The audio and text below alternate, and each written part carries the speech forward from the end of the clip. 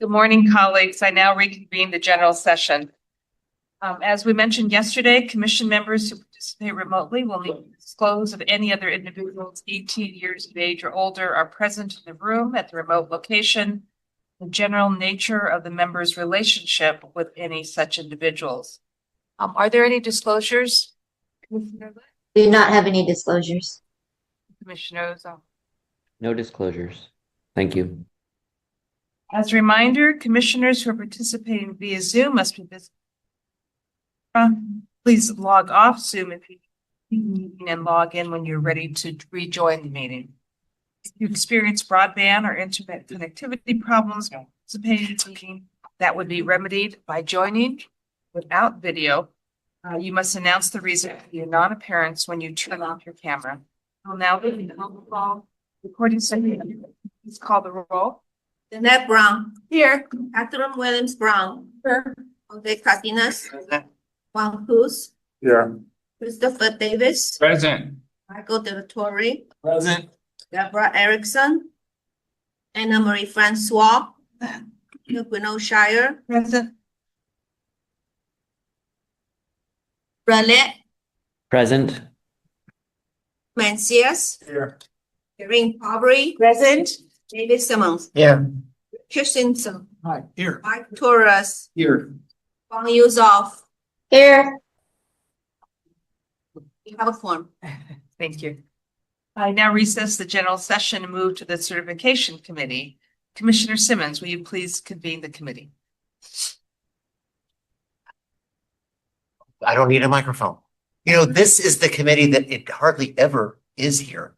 So I don't think I've done it in this building. So I now convene the certification committee, and the committee has items before it today, which I personally think are the spiciest items of the December meeting. The first item for today is item 3A, Certificated Educator Assignment Monitoring Sanctions.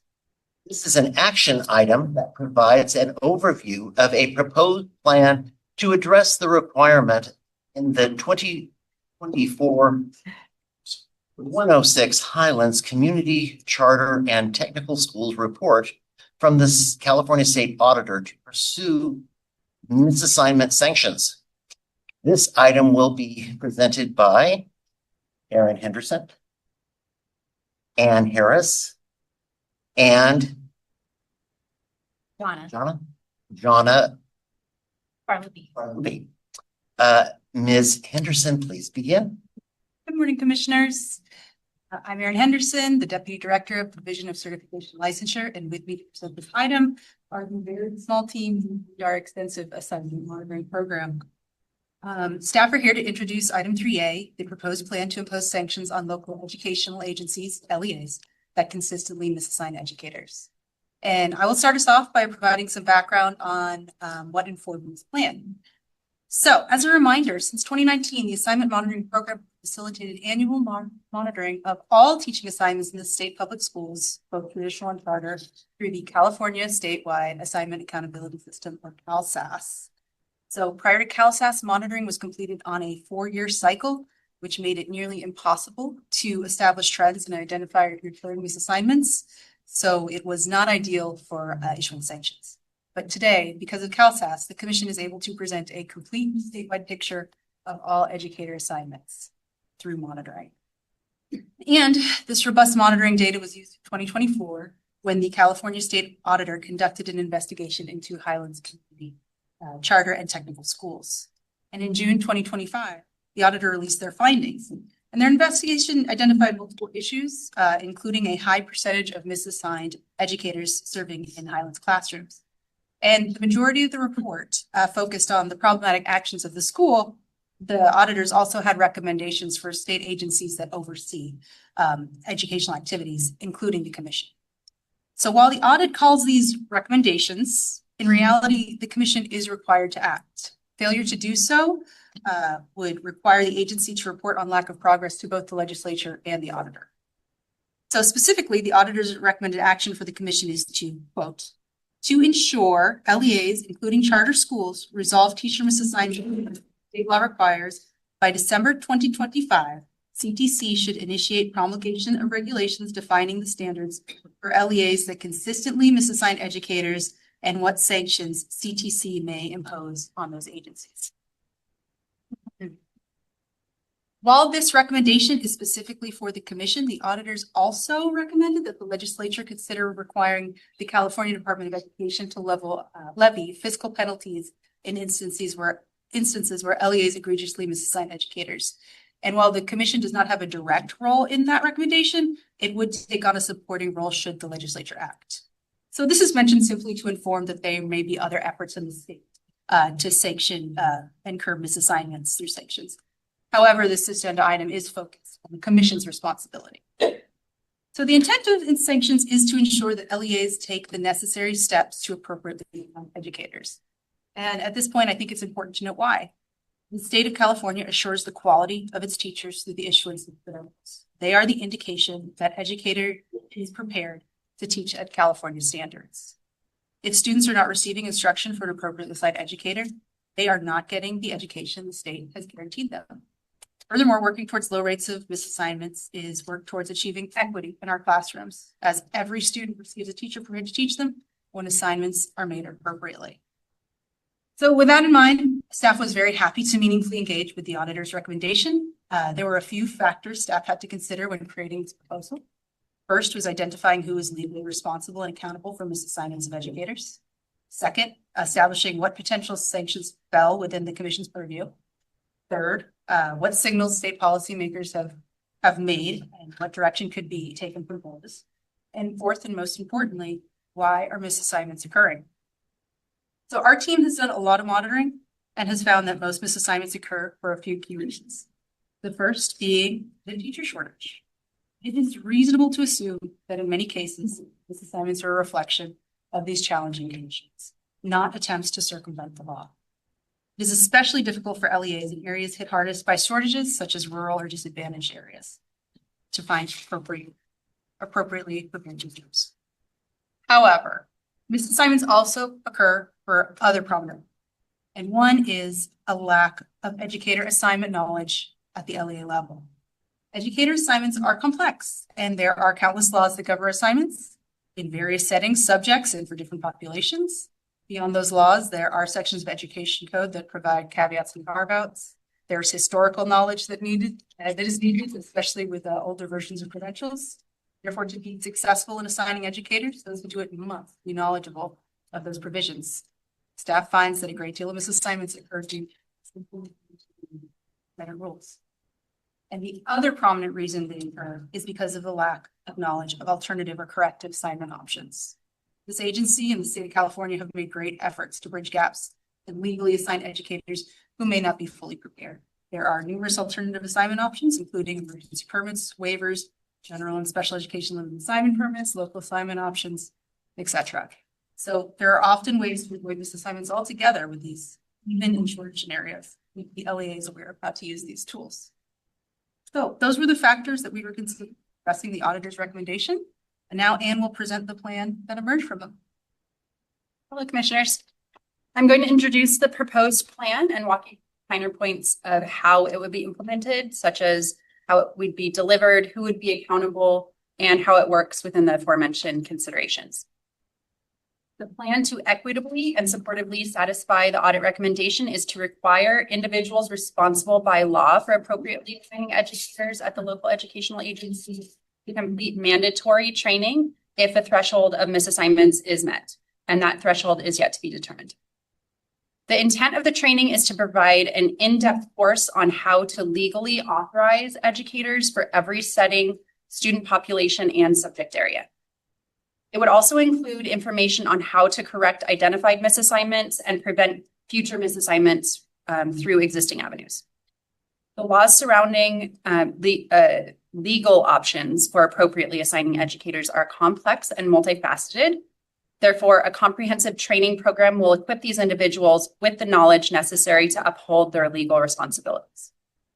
The proposed plan would utilize a software-based e-learning system to deliver trainings. The trainings would include assignment monitoring content organized into modules based on the educational setting or service. Each module would include knowledge checks throughout to track the participants' comprehension of the subject matter, as well as completion of the module. In this way, staff can ensure that those identified as required to take the training actually complete it. The training program is designed to accommodate those required to take it via on-demand availability. This is intended to provide flexibility and allow the participant to complete modules as their schedule allows. This is beneficial for local educational agencies statewide as it allows for on-demand, self-paced training that can be revisited and referenced when needed. The delivery model also works for the agency because after the initial development efforts, the streamlined approach allows for this small assignment monitoring unit to deliver training statewide. It simply would not be possible without this type of technology.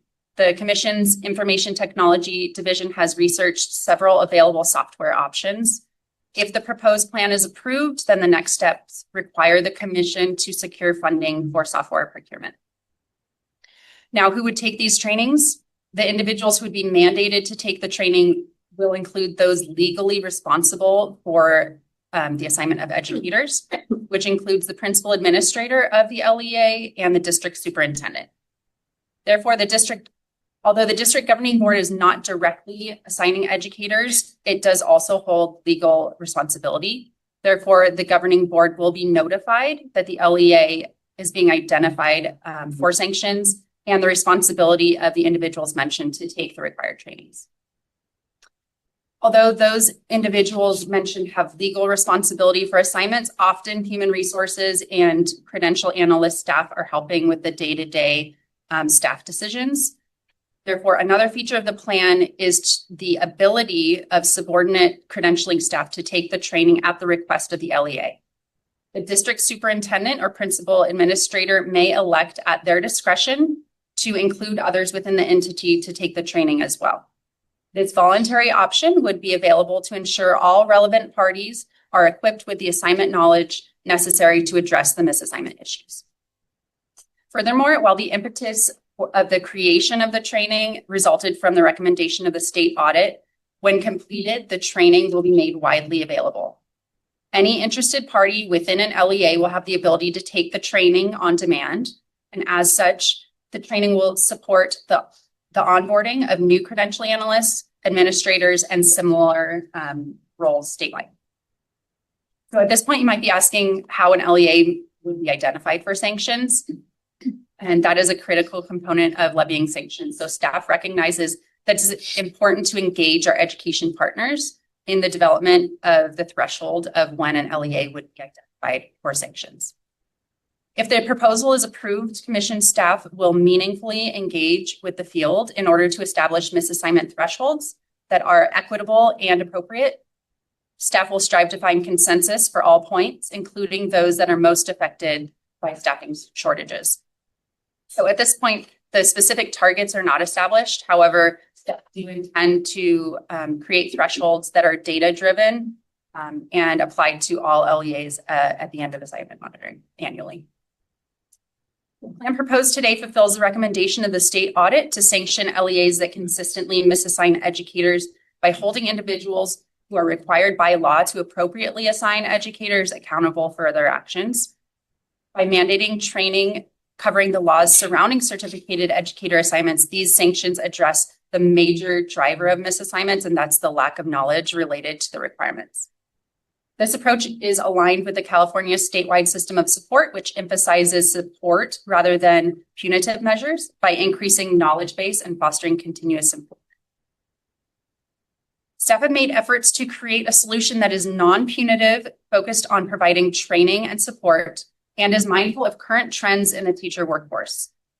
The robust and comprehensive e-learning training program will support entities that require training to be compliant, provide onboarding for credential analysts and similar staff statewide, and offer on-demand resources and opportunities for continued development for those involved in appropriately assigning California's educators.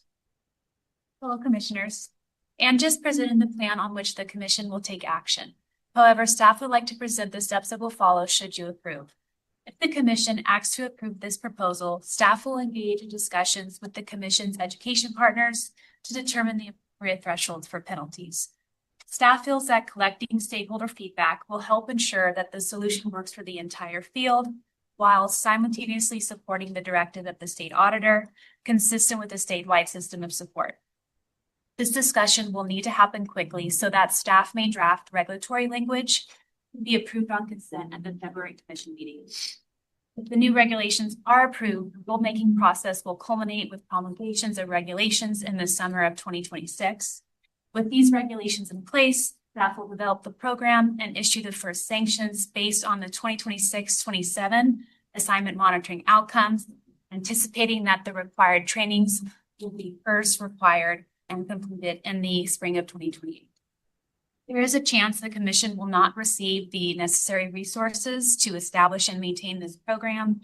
If this does occur, the program would commence once funding is secured. So therefore, staff recommends that the commission approve the proposal outlined in this presentation, direct staff to work with stakeholders to identify appropriate thresholds for sanctions that are supportive and non-punitive, and draft regulations to clarify and define this requirement. We are happy to answer any of your questions.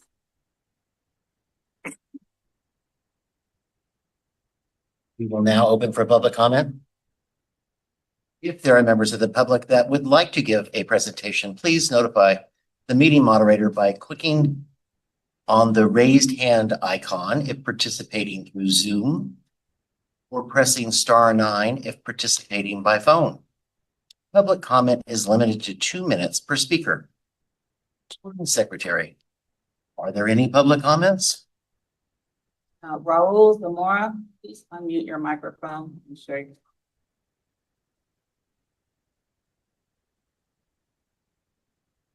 Can you hear me? I'm unmuted. Yes. Thank you. Thank you, Commission, for taking the time to hear a really essential part of our work as human resource educators. I think the first part that the committee presented was looking at the shortage. I think the energy spent on the shortage of educators out in California as well as across the nation, that's what we're really facing. I can understand the sanctions for private training for those who need assistance in identifying how to qualify the waiver. But I think the one part that we're really missing is the shortage, and I hope that the commission would strategize and provide the energy into putting into the shortage of educators, because we've been faced with, even before the pandemic, and this just continues to compound year in after year. So again, I appreciate the audit and I appreciate the focus and the accountability, but I think we need to start with the first item that was presented was a shortage of educators. I can assure you that my own credential analyst, Karin Eisenberg, does a fabulous job. And we're just a small district. I can only imagine larger districts, 3 times, 4 times our size, what they're facing in their shortage of educators. So again, I commend the commission to taking a look at this, but really focusing on the shortage of educators. Thank you. Adrian Miotti.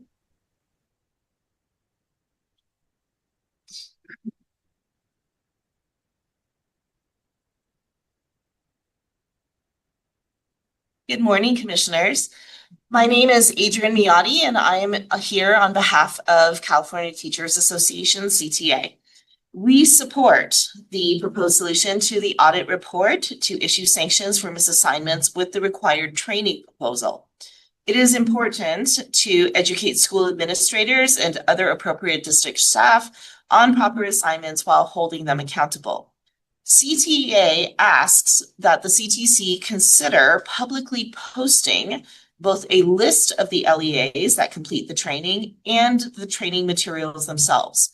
Transparency with this information would support educators and employers alike in understanding and reducing the number of misassignments. Thank you.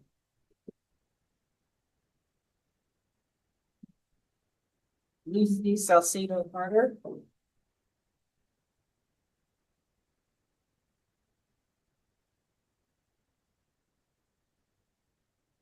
Good morning, commissioners. I'm Lucy Salcido Carter with the Alameda County Office of Education. Thank you for the opportunity to respond to the Certification Committee's recommendations regarding misassignments. We greatly appreciate the Commission's recognition of the root causes misassignment. We agree that administrators in districts struggling with misassignment are not attempting to circumvent the law. They're trying to place the most qualified, fitting staff member available at the front of each classroom. The reality remains that the ideal candidate that administrators would prefer to place in a given position sometimes cannot be found. Administrators are working to increase the supply of qualified educators and also do the best they can amidst the ongoing shortage. We appreciate the Commission's training-focused approach rather than more punitive measures such as restricting access to grants and waivers. Cutting off access to grants designed to address the workforce shortage is counterproductive. Similarly, removing waivers that help the neediest districts address the workforce shortage takes away vital legal avenues available to them. We support addressing the misassignment issue in a way that takes into account the workforce shortage, strengthens productive approaches, and promotes high-quality instruction for our students. Thank you. John Affelt, please unmute your microphone.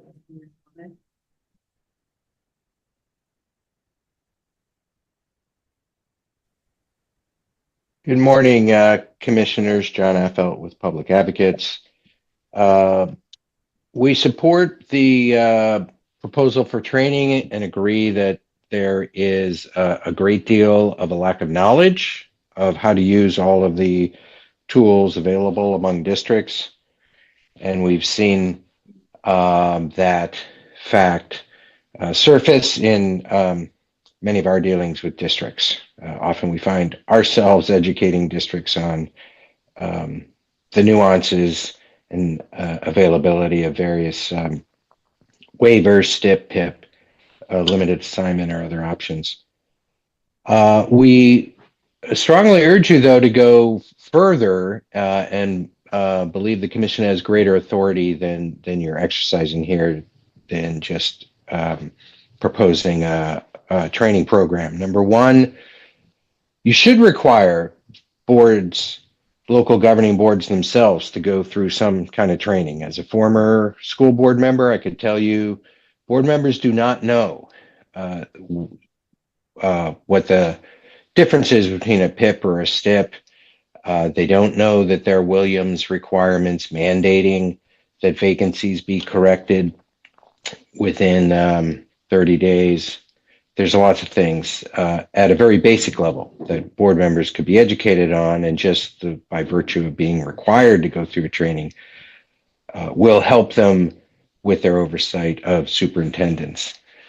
We think you should issue an annual report of who has been sanctioned, which districts have the most numbers of misassignments. That spotlight could go a long way toward improving practices locally. We think you should condition waivers much more highly or sort of in a very restrictive way on districts that have high numbers of misassignments.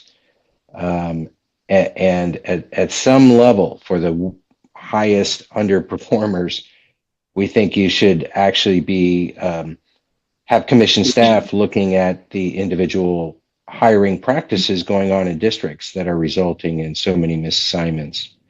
And finally, there are fiscal penalties not imposed by the commission, but by county offices of education and or auditors who are doing audit reviews. We think for the highest numbers of misassignments, we would urge the commission to set up a regular notification of county offices and auditors so that the fiscal penalties that are in place should at least be pursued and understood by those entities. Thank you. Mark?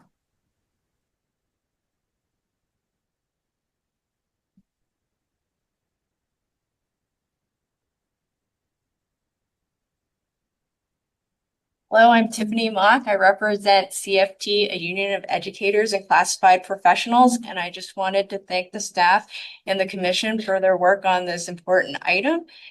That we remember that this was brought to us by a situation that really caused students to be underserved by our state. And that whether it is the misassignments or the teacher shortage, that we really appreciate this solution as a starting point to address those bigger issues, and that we ensure that every student gets the education they deserve in the state. So thank you so much. Loretta Kaminsky.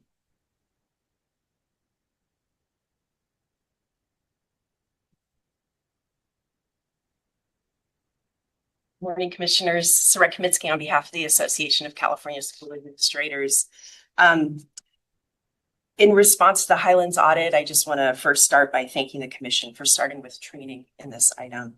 However, to clarify, on page 1, the item states that the audit report mandates the CTC to impose sanctions, and really the audit report says that the CTC may impose sanctions.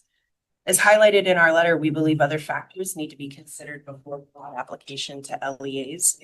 The Highlands audit report concluded that the root cause of the misassignment issue was, 1, not having written policies and procedures in place to ensure its teachers were appropriately credentialed, and 2, a communication breakdown between credentialing analyst staff from both the charter school and the authorizer. Actions that would have minimized the misassignments in this case have already occurred. Earlier this year, the CTC updated its website to specify that adult education credentials do not authorize the holder to provide instruction in K-12 schools, including charters. And secondly, charter schools were not required to correct their misassignments until July 1 of this year, and the audit report was published the month before that in June. Another important aspect to note is that this report was not the only one.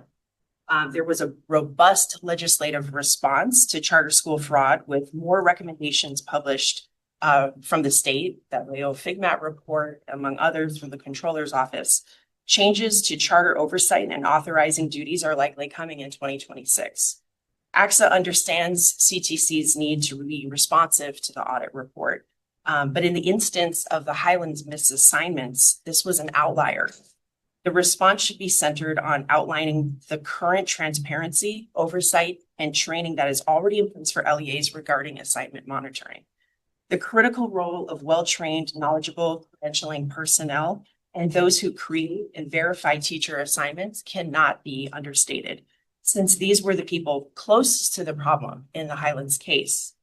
But again, this case was an atypical situation, and CTC's response should also highlight the important fact that charter schools are now required to correct their misassignments, when at the time of the audit report were not. Thank you for your consideration. No other request comment.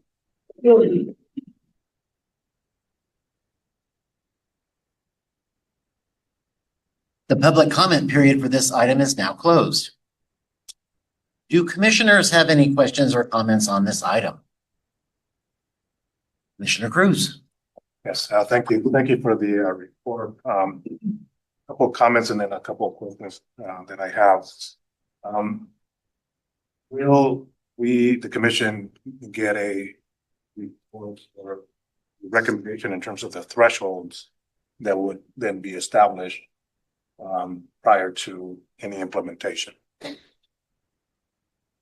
We plan to, engage with stakeholders and submit regulations on consent, but we could definitely change that if you would like to do them.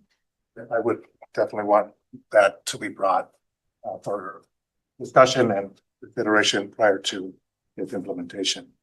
And the reason is, when there's words like consistently having misassignments, what does that mean? Right? And the misassignments can be for various reasons, as you've indicated. One of them, which is vacancies that sometimes are created not because the LEA did not try to fill. And in my case, we filled the position and the teacher pulled out right before school started. So we were fully staffed, and for no fault of the district, we now have a vacancy. So those are things that I think have to be thoroughly reviewed and considered. My concern with this item is that, so it was just mentioned, it is based on data or an audit of a charter school and it being applied broadly. Charter schools historically have not been subject to the same rules and regulations as LEAs. And here we are taking a finding of a charter school and applying that broadly to LEAs and other situations, other charter schools that may not be operating in the same way that they would. So that's a concern that I have. As a authorizer of LEAs, we are also limited in the ways that we can impose sanctions or regulations on charter schools. They've been tightened a little bit more years, but there's still a lot of things that the LEA cannot do to mandate charter schools from making sure that they are adhering to these things. So that's a concern because there's some implication about authorizing LEAs that if their charter that they have authorized are not compliant, that somehow we would also be sanctioned. So I have concerns about that. Well, right now we're only talking about training. The implication is that if we identify LEAs for sanctions, that then later on maybe that has some fiscal implications. So that we're not talking about that now. That has down the line that potential ramification. The diagram in regards to who would be required to be trained, this is where, again, applying something charter schools in regards to this LEAs as well. Principals at LEAs do not actually assign staff and make sure that they have the right credential. That is the responsibility of the HR department. In a charter school, that would be the person required because they're their own LEA. They're, in essence, they're superintendent. So this is why I have a lot of concerns about applying something ending of a charter school that operates very differently to regular LEAs. So I definitely want to make sure that this item comes back before any implementation. Thank you. Anybody else? I agree with this. Good morning and thank you for the report. I agree with Commissioner Cruz, whereas we need this to come back before this body for consideration. The one thing I don't necessarily always agree in the instance of teacher assignments, when you have declining enrollment, sometimes the principal does make that decision. It is the HR department's final choice, but they don't always intercede effectively. And sometimes we do have misassignments. It's the list that we have on the monthly reports that we get here at the commission for our consideration at the meetings where we, on consent, we miss assignments. Sometimes those are just necessary to get the school functioning and operating, as Commissioner Cook said at the beginning of the school year. And that's sometimes what we just have to do. The other thing I thought was interesting about one of our public commenters with the board member training, I have to absolutely agree that school boards are totally blind and ignorant when it comes to credentialing and the nuances of what is done in the HR department, what is done here at the commission, because they are folks voted in from public. So they need the knowledge. And I think, a recommendation that they be subject to this training is very apropos because they go by what the HR department and the superintendent tell them at open court. They're telling them one thing, and then I don't know what discussions they have in meetings prior to board meetings, but that's the information they go with. So they aren't always talking to CTA. They aren't always talking to CFT. They are not always talking to the folks who work in classrooms. They are working with administration who makes ultimately those decisions. I also agree with one of the public commenters when they talked about that waivers should be limited, especially to those who flagrantly abuse that system of placing people inappropriately in classrooms. That sometimes maybe, but if you're doing it time after time after time, systemically there's a problem. And then again, it could be one of the factors that you all mentioned, where it's hard to find someone to put in those positions. But again, that needs to be looked at and looked at systemically or systematically within that LEA or within that charter program, what knowledge those folks have prior to doing that. Because I think intent is a huge part of this. And I know that it's not necessarily in this plan. I also agree with Commissioner Cruz with contract language. You can't say certain words. They're very salacious. Enumerating words that say sometimes, mostly, or often, you gotta quantify that. You gotta give me how many times has this happened? How many waivers have these folks gotten?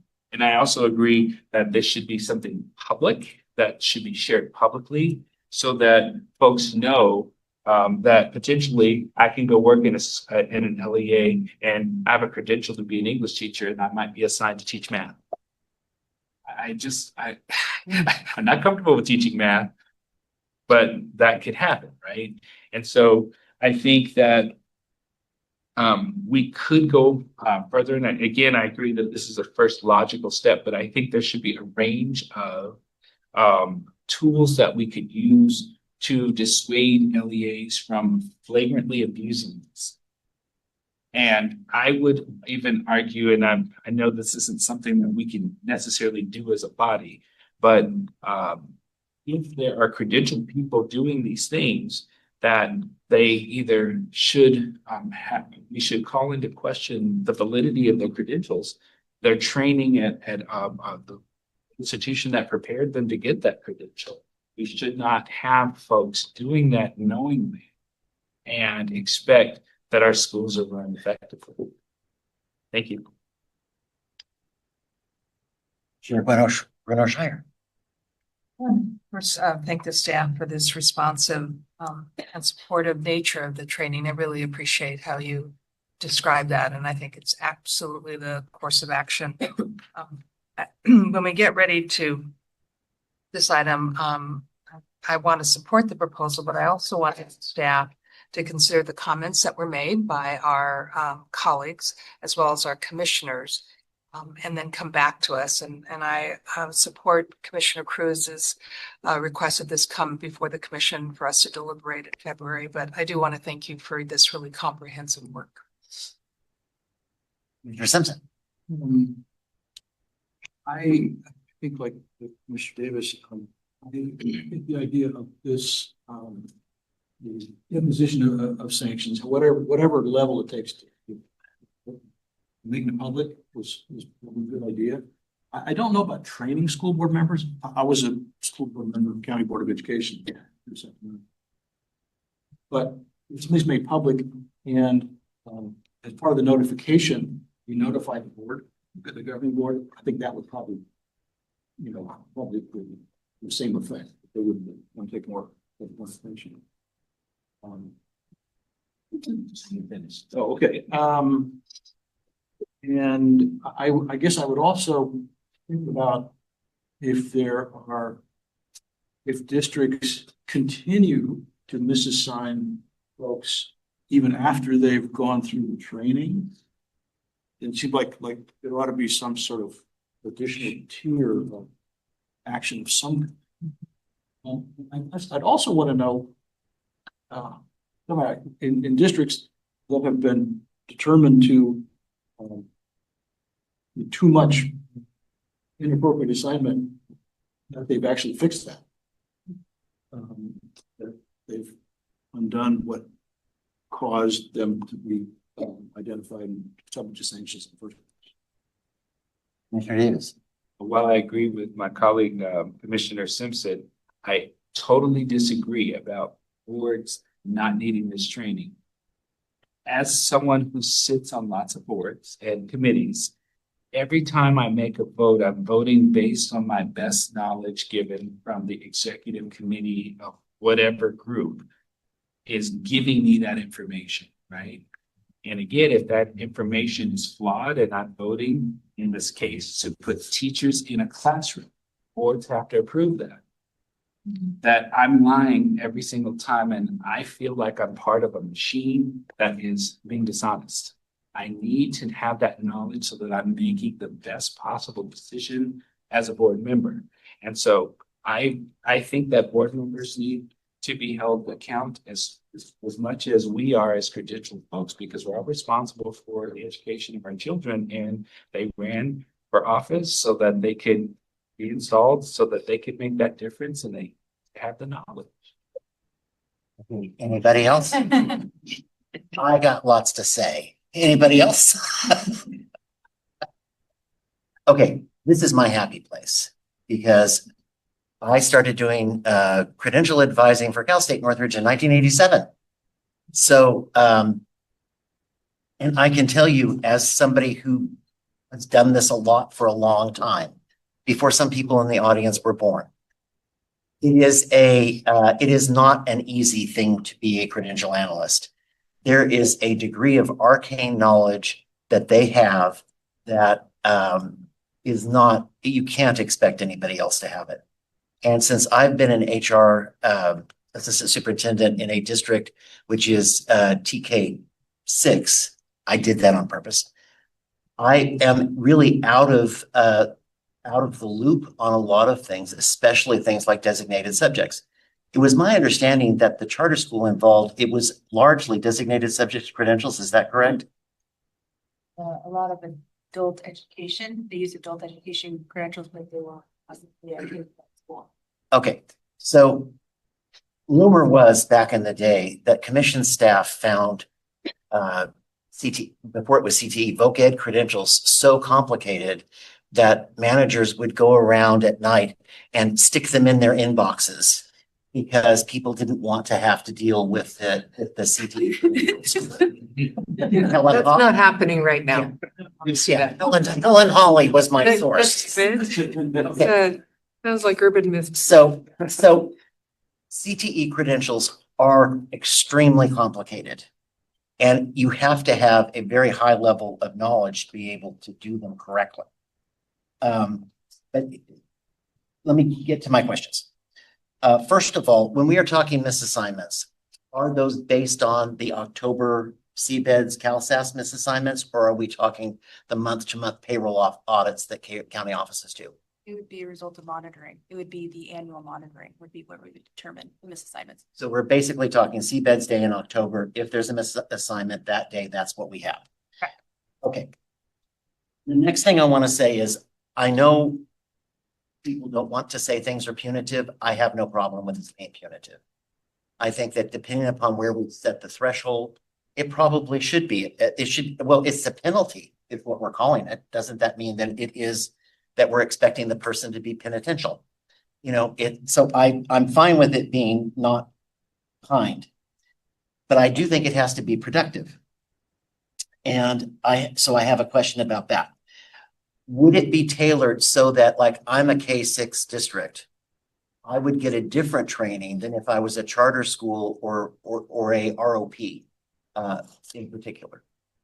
Thought about that, and we were going to do it in a module system. I think we're going to have to talk with stakeholders about, but we will do it in a module system. So if you have specific to a setting, all right, but we'll have to talk more with our stakeholders.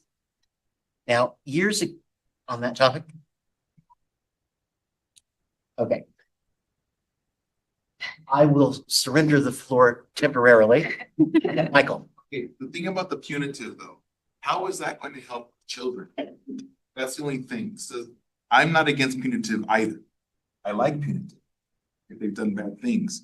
But my first goal is how to help children. So anything that we do should always help children. So that's why when I saw this stuff about education, the initial gut was like, they stole hundreds of millions of dollars from children. That's not okay. That is not okay. But if by educating them we will help children, then I'm fine with it. But how are we going to help children moving forward? We can't change the past. Okay, but If the punitive will help children, then I'm okay with it. But how are we gonna help children moving forward? So my goal moving forward is everything that we do should go in the direction of helping children, like our colleague from CFT mentioned, coming forward. So I am in the direction of how do we help children moving forward? Okay, And I know the misassignments is not helping children. And it does happen. And my colleague mentioned about how I know that they do miss assignments because I talk to my colleagues who are teachers and there are teachers who are available that are not assigned to positions that they're available for because administrators don't want to assign them. So I know that happens. And so I want to make sure that we are helping children in the future. So I appreciate your work. Thank you. And I want this to get done. Anna Marie.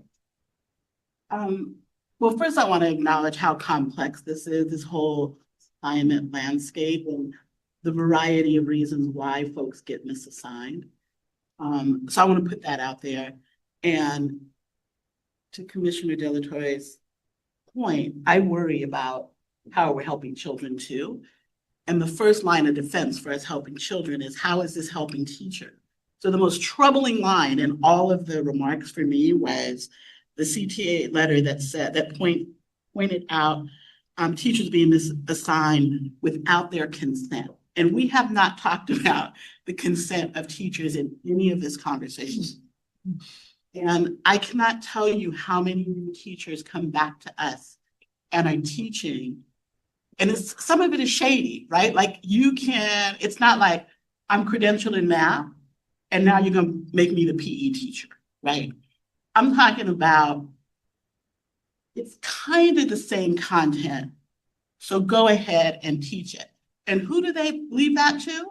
The most vulnerable teachers, the probationary teacher, the teachers just out of teacher preparation, the teachers who not only now have been assigned to the hardest to staff schools, the hardest to staff in elementary school, it's kind of going off a little bit, but children.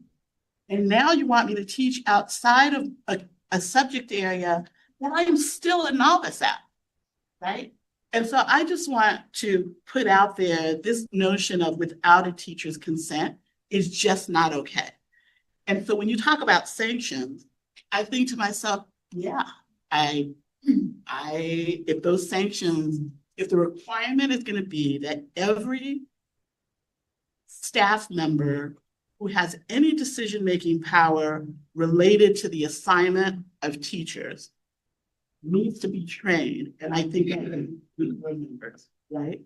Every single adult in that pipeline needs to be trained, and there's a recurrence of misassignment in particular LEAs, particular charter organizations. There needs to be sanctions imposed. I want to protect teachers. I want to protect kids.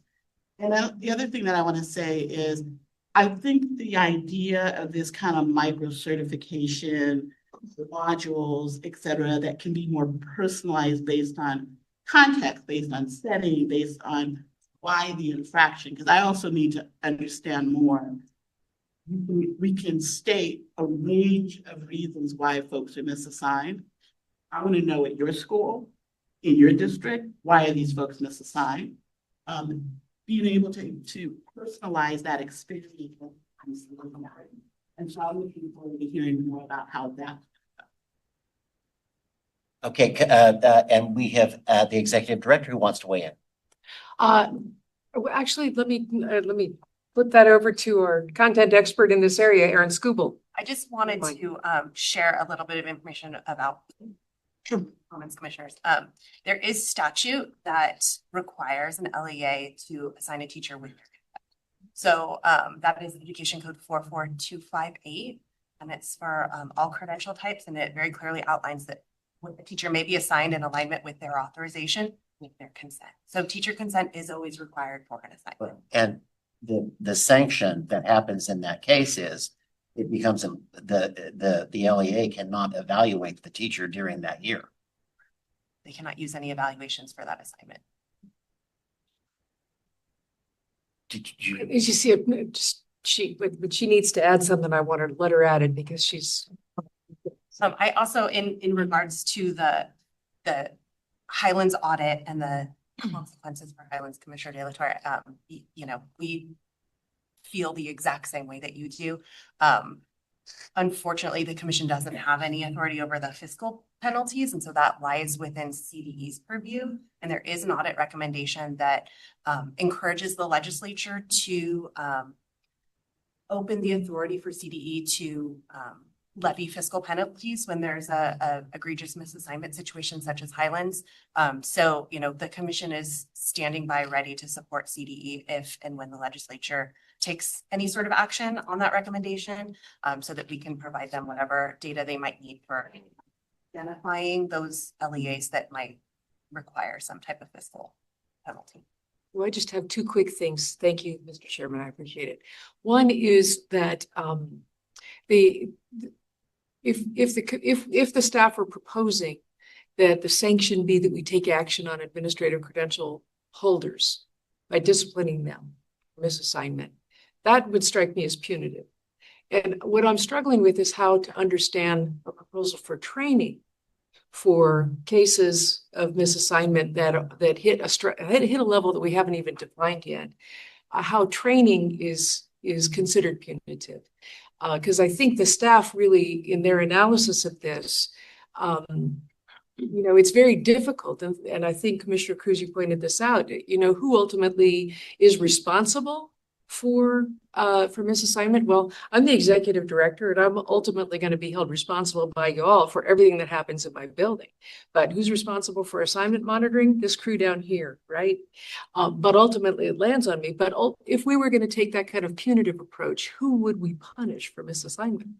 So I think the staff's proposal to bring a training strategy was intended to be going back to the AXA letter, a way of kind of building capacity. AXA and many of the letters that we've received have talked about don't be punitive, be capacity building. So I think that is the foundation for the you know, what's being proposed here. And we've already been asked, of course, to bring an item back that is a public discussion item around what thresholds might be appropriate. I think it would also be useful for us to actually move out of the abstract and into some concrete. Let's take a look at misassignment data and where we see it happening, what types of credentials, what types of settings, so you have a stronger context for considering whether this is a shortage issue, whether this is a lack of knowledge issue, or what else it might be, to help us focus the training. So we're not looking for an action today as much as a direction from you about what you'd like to hear next from us. Okay, now, what I would also like to think of is not just, okay, when I was at a county office and I was responsible for the monitoring, it was when we only did it every 4 years. What was really annoying to me was when I found the same person 8 years, 4 years, and then current, that they were still being misassigned. Yes, they corrected it the year that we looked at it, but then they went back and redid it again. So I would look not only at how many that there are in a given year, but also how they are over time. If I'm making that clear. We were thinking about considering that too. The other thing is, for me, I think that I appreciate both public advocates and CTA talking about the need for transparency. To me, most of the time, when we think we need to have transparency, we throw it on the declaration of need. I might think it would be appropriate to have on that document how many misassignments they had the previous year, who is the credential analyst or the person responsible for credential analysis. I think that you might look at some way of making that kind of thing public, or at least open to the public. And I think that might actually be more, board members might look at that more than what they do if it's on the CTC website somewhere. I also have a question about time. It took a long time to get all of the mapping for CalSAS done. Do you think that the timeline that you have would enable you to get this? I mean, the training is gonna be, my mind boggles how you would put this together. This team is amazing. And they already have a wealth of resources available that they can leverage to build the training. But I think that the timeline that we have proposed is really a first step timeline, meaning that this training will be a continuous build. And while we might, target those types of LEAs that we see at the top of that threshold list, whatever it becomes, that we can build upon it to create more nuanced training. So where we might start with just one module for the launch year, it would be something that we could build and continue to, craft as we see different scenarios and different situations that need targeting. Now, in your presentation, you talked about how that we have options for the gaps so that there are usually ways to fix things. I do remember back in the day, because right now I've got very easy assignments to do. But back in the day when I was at accounting, there were things that couldn't be fixed. Are we comfortable that we have gaps for all of those kinds of issues? There's always going to be a scenario we can't fix. There will always be a scenario. But I think that the commission as a body and the state has taken a lot of steps towards offering local assignment options, offering emergency permits. And when we're dealing with a credentialed educator serving in an assignment outside of their authorization, there's almost always a fix as long as that person is willing to make progress towards obtaining the authorization. So if it's a one-time scenario, you're going to have a solution. If it's something where you're going to continue placing someone in an assignment outside of their credential area, that person has to be willing to make progress towards obtaining the appropriate authorization to serve. So all of the flexibilities that exist are really stepping stones when it comes to licensure, or local assignment options that can be renewed as long as the person qualifies. I think where you run into those scenarios where you can't fix it is when you have someone who doesn't hold a teaching credential whatsoever. Again, if they're not willing to continue along the ladder of certification and they're saying, I'm not going to progress any further, that's when you kind of run out of your ability to solve the problem. Administrative positions are often impossible to fix. Would those be considered misassignments for the purposes of this? The audit focused only on teacher assignments. So at this time, we're focusing only on teacher assignments. Additionally, charter schools are not required by law to have a certificated administrator. So there's an inequity there. So the proposal only focuses on teaching assignments. Do we believe that that is part of the reason why that this happened? I don't want to speculate on why Highlands was subject to the audit and why their placement of educators was egregiously identified as misassigned. So maybe. Okay, so Commissioner Davis. I've got so many questions. I'm going to start with Executive Director Sandy. I just want to make sure that I heard you correctly. Could you repeat that bit about the administrators again, about unfairly punishing them? Because I'm reading the title of this. It's a Certificated Educator Assignment Monitoring Sanctions. So that tells me that it's punitive, right? I mean, it's a sanction. Well, I suppose I've got a spectrum of what sanction might include. And it, at first stage ought to be understanding what's happening and providing training to support what's happening with the expectation that knowledge will lead to better practice. So that would be kind of first step on a continuum of sanctions. But the commission has very few tools in our basket. We can't manage any monetary sanction, and I'm not sure what help that would be. Commissioner De La Torres, I think that your point about what's going to be good for children, monetary sanctions, taking money away from school districts is may be counterproductive, may be important there, but it's not within our scope.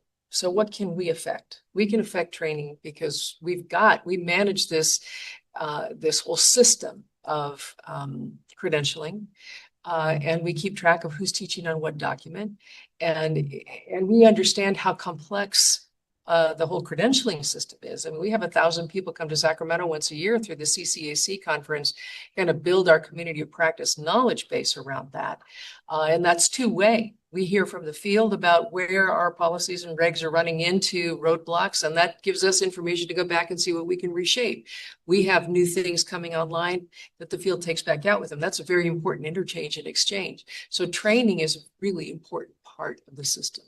And while I'm offering it as an introductory level of sanction, I'm saying it may be an important starting point. And as we come back in, based on the feedback that we get from all of you today and from the public that we've heard, coming back with some exploration of kind of what a continuum might look like that is within our scope, and understanding that we start with the assumption that no employer is out there misassigning teachers, on purpose. It's because they have a position they can't fill for whatever reason. That's the assumption I'd like to start with. So how do we engage as an appropriate part of the community of practice here, the credentialing licensing part, to improve the situation? I would just add that I think training meets Skinner's definition of punishment. That is Maybe dissertation was punishment, but I always thought it was useful. So it's useful. Commissioner Cruz. Through the chair, excuse me, I'm not done with my commentary. I apologize. I didn't mean to interrupt the flow of things. I'll get back in the queue if you'd like, but no, go ahead. Okay. And then I wanted to ask you, Commissioner Sanctions, about a comment that you made about administrators and the exchange between you and the school board.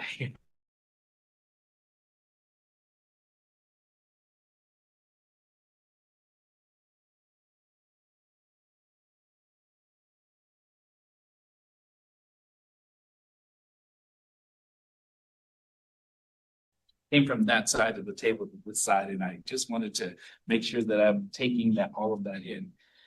Are we talking about not punishing administrators who are knowingly doing this? Is that what I was hearing, or was I hearing the opposite? I'm confused.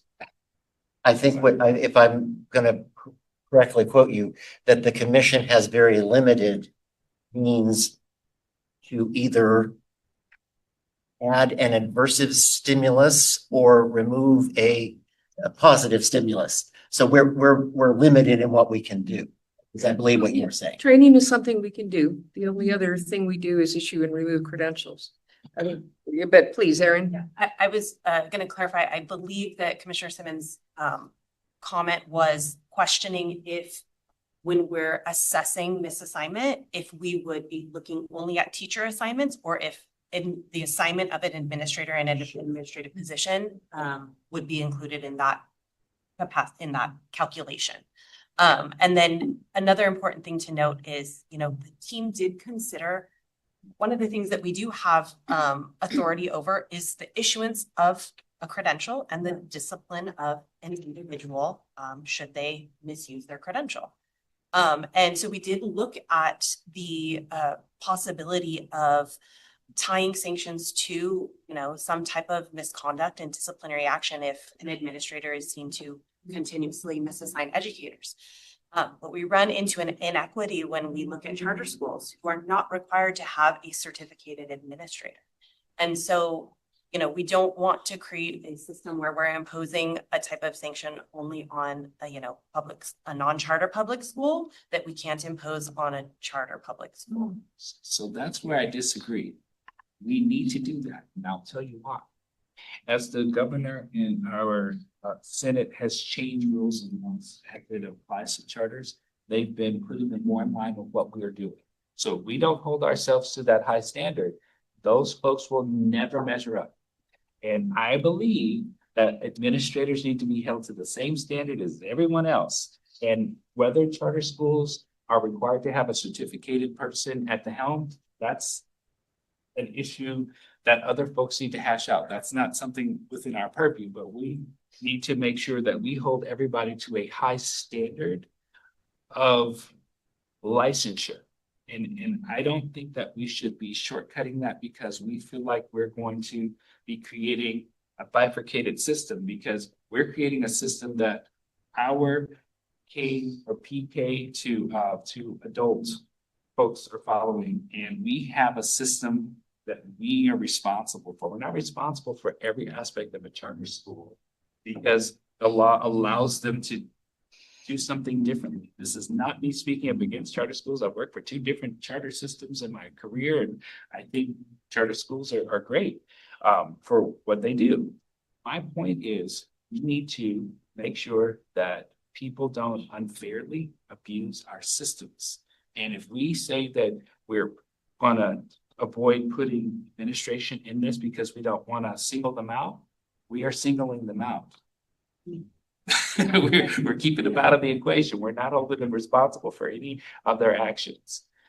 Another thing I wanted to ask, we talked about the ed code about when you mentioned about folks working within their assignments in their credential area assignment.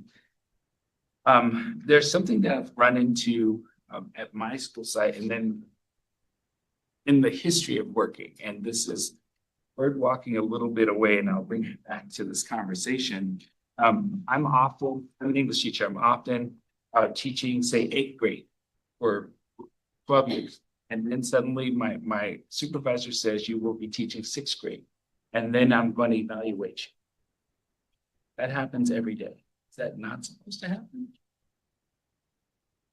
If the teacher consents to the assignment, then they could be evaluated for that assignment. So if I don't consent to the assignment, I don't have a job anymore. That's what I'm saying in that instance is happening. And so it's like a gun is being held to my head and I have to do it. And then I'm going to be evaluated. And that's when the sanctions and the punitive blah, blah, blah happens in that. Right. But those administrators are not held, and this is where I bird walk back. Those administrators are not held to a level of punishment for that. And again, I don't think that what we do in the form of management being held accountable is enough. And I think it would be an injustice for us to avoid that in this item. That's all. Thank you. Okay, Commissioner Cruz. I think you're talking about 2 different things based on Chair Simmons' question about the misassignment of administrator, because charter schools do not require an administrative credential, so there's no such misassignment there. I don't think anybody's. If an administrator does something incorrectly, there should be consequences. I think that my comments were not about not necessarily having consequences. I think part of this is just making sure that it's consistent, that everybody, including charter schools, because we know that they don't always have the same rules, that we all are treated the same. There are some, there's so much right now that been talked about in terms of the complexity and the nuances. And that's what I'm concerned about. It's like, how do we make sure that we take into account all of those things when we are developing a system where we're going to say you didn't do your job, and therefore there's going to be a consequence for that. That's I think what we're talking about. And so for me to support this would be looking at those thresholds, the data from LEAs, not charter schools. That we look deeply into the data of the LEAs and how misassignments have been over time, to then create a threshold that we are comfortable that is within that window of the nuances and all these things, so that we hold people accountable. I want to just make sure that I stand up for our HR departments across the state, because there's been comments about shadiness and all this. I don't think any of our HR departments across the state are shady. There's maybe some need for training, which is why I appreciate this. My HR department do everything they can to be in compliance. They know that that's expected of them, and that's one of the things that we're going to try to achieve. Sometimes when things happen, and that's what I want to make sure, that there's that leeway of when things happen, and that somehow now we're calling the carpet for things that we have no control over. So that's what I'm looking for in terms of that direction, that we take into consideration the nuances and the complexity of all this. And then hold accountable those that are not doing right. Okay, I think I heard a motion. We have a second. Marquita. Okay, so what I heard the motion was that we accept this plan with the exception of it's not on consent. You come back at the next meeting or whenever it is, whenever you put it in, and it will have some specific data on misassignment from LEAs so that we are informed about what this actually looks like. And I think that was what your motion was. And to ask staff to reflect on what they've heard from the public comments and the commissioners to come back. Again, I understand you have to move forward quickly with this plan, but this can be very iterative in how it's shaped. okay, then. Oh, yes. So who pays for the work that this may entail? And I know we have great people who are here, but this sounds like an extra job. Well, am I wrecking the motion to ask that question? We have been required to respond to the audit. Yeah. And this is our first response to the audit. And what the auditor directed us to do, and I leave it to you about how permissive that was, whether it was a may or shall, but we are taking up the recommendation of an auditor to establish sanctions for persistent, chronic, inappropriate misassignment, and to promulgate regs. So this was step one in defining what the broad scope and parameters for a reg package could be. And step two is going to be to refine that based on more information as you've asked for for future meetings. And it will be iterative because until you're satisfied that we've landed in the right place, those regs won't be submitted for approval to the Office of Administrative Law. So in terms of paying for it, we will work with the administration to, if we are expected to establish a new program of sanctions in the CTC based on this audit and based on your action, we will be talking with the administration about funding for that. Okay, so further, I'm sorry, I just have a question. So in the meantime, will we continue to partner with CDE and also County Office of Ed to look at possible imposing fiscal sanctions between now and February? We will stand ready if the legislature takes action to update statute to allow CDE to impose fiscal sanctions, then we will be prepared and ready to have those conversations. We work very closely with CDE, especially when it comes to assignment data, as all of our assignment monitoring is based on their CalPADS data that they provide to us. So we have regular check-ins with them and we have, set the stage for those conversations for sure.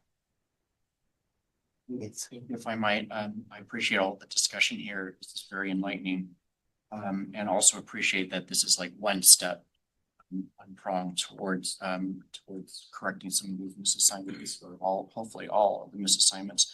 And it's possibly providing the training to those who are making those decisions. I really liked Commissioner Francois' suggestion of having some sort of flexible like root cause process to really identify who is it within that specific setting that makes those decisions on assignment. That way the training is more appropriate to those decision makers. But I also propose the thought of also looking at pre-service administrators and administrator standards to see what kinds of content is being out there to permit administrators decisions as the check and balance at the school site level. Okay, so yes. Following up on, I can't remember who said it, but yeah.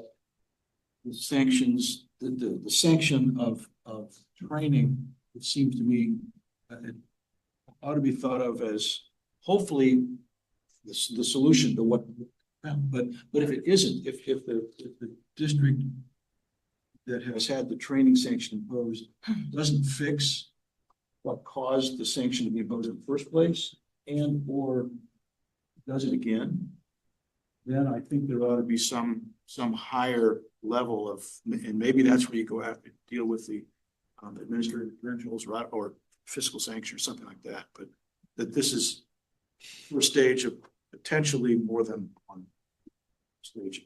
We'll put that into the. This, nuance of this is that we have tenured staff with credentials. And so one of the unintended consequences that this can have is that now we will have staff that will be laid off. Because then we are going to be, I can't keep you because I may have to misassign you. So just understand that there are some things that constraints. Yeah, that's the reason why it isn't working. Commissioner, Hold the question. will the recording secretary call for the vote? Each member please respond with aye, nay, or abstain. Annette Brown. Aye. Jose Cardenas. Aye. Juan Cruz. Aye. Christopher Davis. Aye. Michael De La Torre. Nikita Guno Shire. Aye. Ira Le. Aye. Cias. Aye. David Simmons. Aye. Richard Simpson. Aye. Mike Torres. Aye. Wang Yusoff. Aye. Carries. We want to thank Ms. Henderson, Ms. Harris, and Ms. Barlupi because this is, and Scoobel, because this is a hugely complicated problem. Okay, the second item for today is item 3B, improving short-term staffing options to uphold the continuity for all. Credentialed teacher recruitment. This is an information action item that responds to the governor's veto, Assembly Bill 1224, by providing a review of California's short-term staffing structure, examining the gaps that arise when substitute assignments exceed current limits, and presenting preparation-aligned options to support the functional continuity during credentialed teacher recruitment. This item will be presented by Adam Abraham and by Aaron Scoobel. Please begin.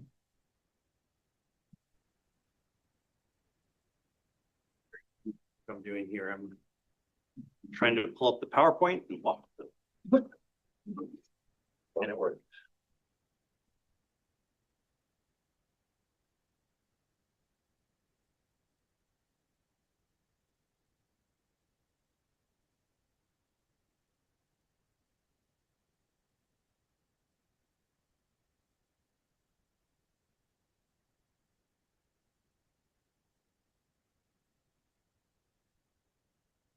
Good morning, Chair Shire, Executive Director Sandy, members of the commission. I am excited to be here today, joined by our Senior Director of Licensing, Aaron Scoobel, to discuss improving short-term staffing options to uphold instructional continuity for all students during credentialed teacher recruitment. We're going to jump right in. So just a little bit, taking us all back to somewhere we probably don't want to go, COVID. And we all remember March 2020, the fallout, everything that happened, the chaos in the system, the incredible shortage of qualified instructors, classrooms. So this led to the creation of a 60-day authorization for substitutes in special education and in general education settings. So this was first advanced in the 2021 Education Budget Trailer Bill. And then it was extended in the 2022 Education Budget Trailer Bill.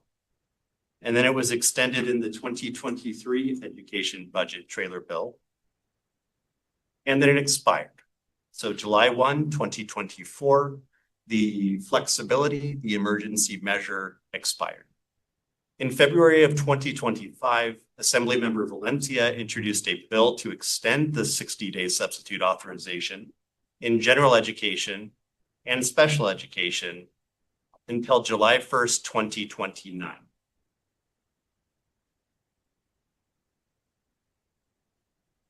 So this is directly what it would have authorized had the bill not been vetoed. It would have any holder of a credential or permit issued by the Commission on Teacher Credentialing that authorizes the holder to substitute teach in general, special, or career technical education may serve in a substitute teaching assignment aligned with their authorization, including for staff vacancies for up to 60 cumulative days. So just by way of example, so that would mean that if you have a 30-day sub permit, which requires certificate of clearance, it requires a bachelor's degree, you would be able to teach in a second grade classroom, or you'd be able to substitute in a second grade classroom for up to 60 days or a third of an instructional school year. That same person would also be allowed to substitute in a special day class for 60 days or up to a third of a school year. So that's sort of the implication. And it is then the practice since the emergency measures were initiated during COVID. Okay. What sort of preparation and support was contemplated by Assembly Bill 1224? One was access to professional development opportunities. Second was an orientation that includes orientation topics. And third was mentoring opportunities. And I'm sort of setting this up in terms of authorization, preparation, and support, as well as accountability to anticipate some of the discussion further. Give us some clean categories which you will no doubt meaningfully deviate from in great ways, which is wonderful. So for accountability, Assembly Bill 1224 proposed that if the assignment was foreseeable, that they were required to obtain approval from the local governing board. If it was unforeseeable, then it was to be an information item at the next local board of education meeting that included a rationale or explanation of why the circumstance was unforeseen. In addition to that, the use of this was to be in a quarterly report to the County Office Board of Education and an annual report to the California Commission on Teacher Credentialing.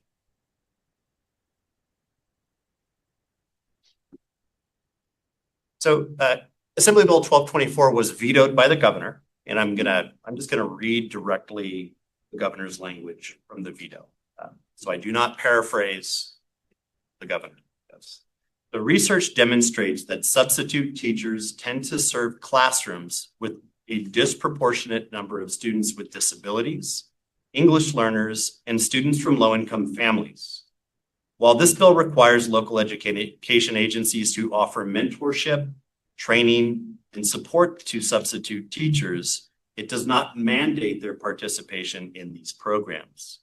As such, this bill would allow individuals to serve our highest need students for as much as a third of a school year without minimally required training or mentorship. I recognize the author's goal of providing more continuity in challenging staffing situations. As such, I encourage the Commission on Teacher Credentialing to utilize its existing authority to engage stakeholders and expeditiously re-examine and amend its short-term staffing pathways to support continuity of instruction and to address the minimum levels of preparation and support required. So looking at the intent of Assembly Bill 1224 that was vetoed and looking at the specific message of the veto, we created an action plan to expeditiously engage stakeholders throughout the month of November to get a better understanding of what are some of the issues that were driving this need. And through that engagement, because we had the commission, as we have mentioned, had provided technical assistance throughout the 1224 process. And so this was a great opportunity to kind of move beyond the technical assistance role and talk directly to employer HR professionals, to unions and to civil rights groups to hear their concern. And so the governor's veto, Assembly Bill 1224, gave us the shape of the recommendations that you are going to see, informed by the input from our education partners in the field. There's going to be one section that is outside of our scope, and it's outside of our authority. So Assembly Bill 1224 included a notwithstanding clause which would have bypassed Education Code Section 56061, which is what governs the 20-day limit for substitutes in special education classrooms. Additionally, 56061 also specifies the process by which a district can request an extension for the substitute permit in the special education classroom. And that is by making that request to the state superintendent of public instruction. And if they need it beyond the 20 days, or if they need it beyond the 40 days, they can ask the state superintendent for public instruction again, who is then required to put it through at a state board meeting.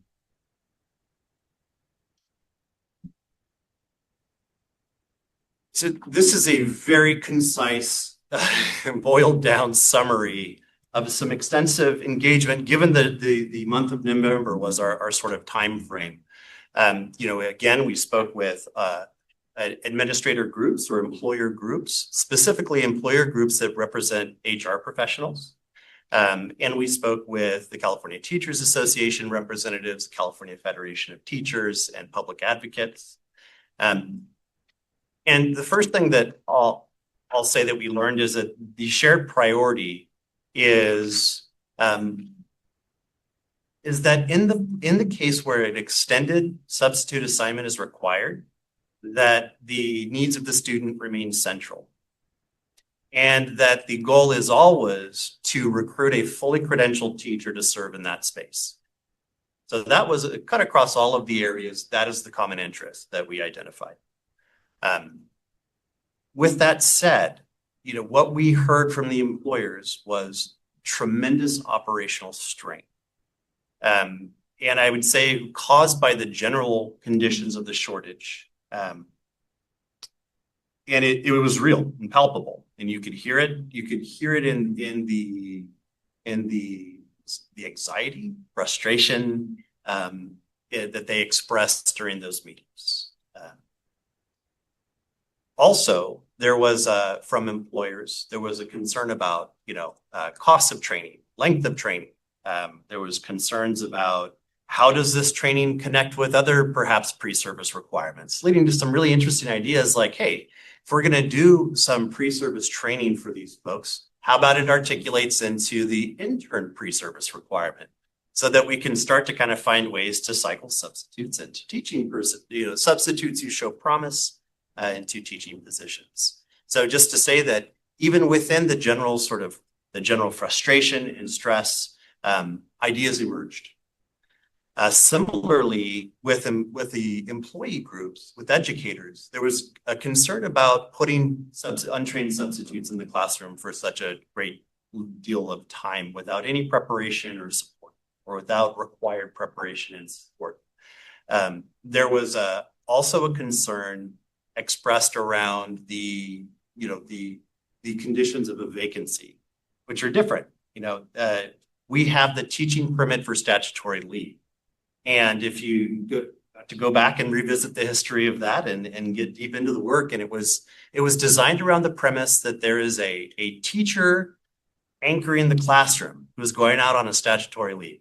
That means classroom management procedures and relationships with parents and support providers are established. That means scope and sequence is established, and pacing guides and curriculum and relationships and all of those things are in place. And somebody is coming in to support in that teacher's absence. What we realized is with the general condition of the shortage, what we're really talking about here is vacancies. And vacancies are much different. It's a much different thing. So you contrast it with a statutory leave where you have a professional that is in the classroom that must step out. In a vacancy, you may not have anybody. The students first person that the students in that classroom may see is a substitute. And so in this condition, you have to establish classroom management. You have to establish kind of curriculum, instruction, assessment. You have to learn your English learners, establish differentiation plans, understand the IEPs of the students in your class, make sure that those services are being provided in accordance with federal and state law. It's a different thing. Educator groups also expressed, and in those situations, it is important that any money that is, when we look at the difference between what a sub costs and what a credentialed teacher costs, any money that is allocated for that position stay in the classroom to support those students in the recruitment of a teacher. Civil rights groups and the educator groups also expressed kind of, and you see this in the veto message with the governor expressing concern for who would be most affected by this. It's students with disabilities, students from low income, English learners. So similarly, educator groups and civil rights groups expressed concern about, in California, we have the local control funding formula. The local control funding formula allocates supplemental and concentration dollars to schools that have high percentages of unduplicated pupils, which are those groups. And so we are allocating as a state more money to support the needs of those students that are most likely to be affected by the shortages. How are we making sure that investment stays with those students and is geared towards a long-term investment in bringing a credentialed teacher into the classroom and supporting the needs of the students while that credentialed teacher is either grown locally or identified? The civil rights groups also expressed, in kind of fitting with just thinking about there's some natural sort of resonance between these two items today. Thinking about what sort of accountability and transparency are we putting in place? And, the thought there just was, it was about, we need to understand this problem better. Right? We need to get some fine grain on the way that these shortages play out in different credential areas, different regions. We need to understand this so that we can formulate and push state responses. So that was sort of where this is coming from, in addition to looking at, where there are bad actors. Not to say that that's the assumption. We know that educators in central offices, as well as in classrooms and at sites, are all committed and all hardworking individuals. As a regulatory agency, we also have to plan for those cases when that is not.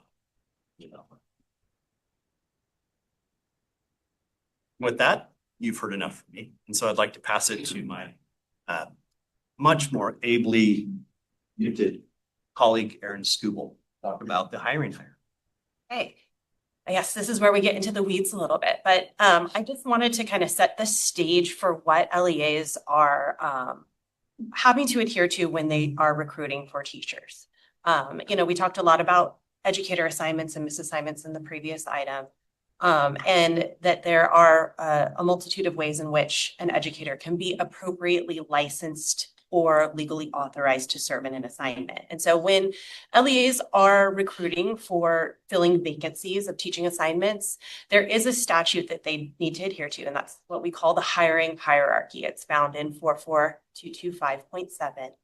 And it basically outlines the hierarchy in which LEAs are required to recruit for a teacher to fill a vacancy. And so, of course, it starts with our fully prepared teacher that holds a preliminary or clear credential.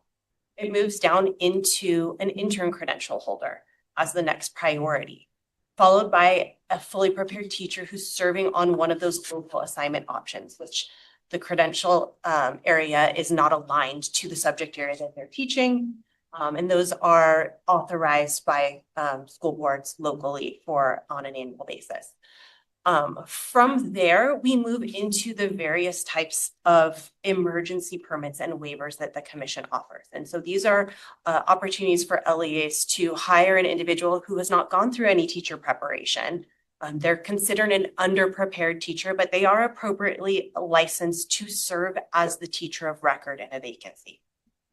One thing you'll note is that substitute permit holders don't fall anywhere on this hierarchy. Technically by law, substitute permits are not authorized to serve as a teacher of record. So when they're placed in a vacancy, they're considered a misassignment. So I think that's really important that we kind of have that understanding as we move through the different options that are currently available and, what we can propose as potential solutions here.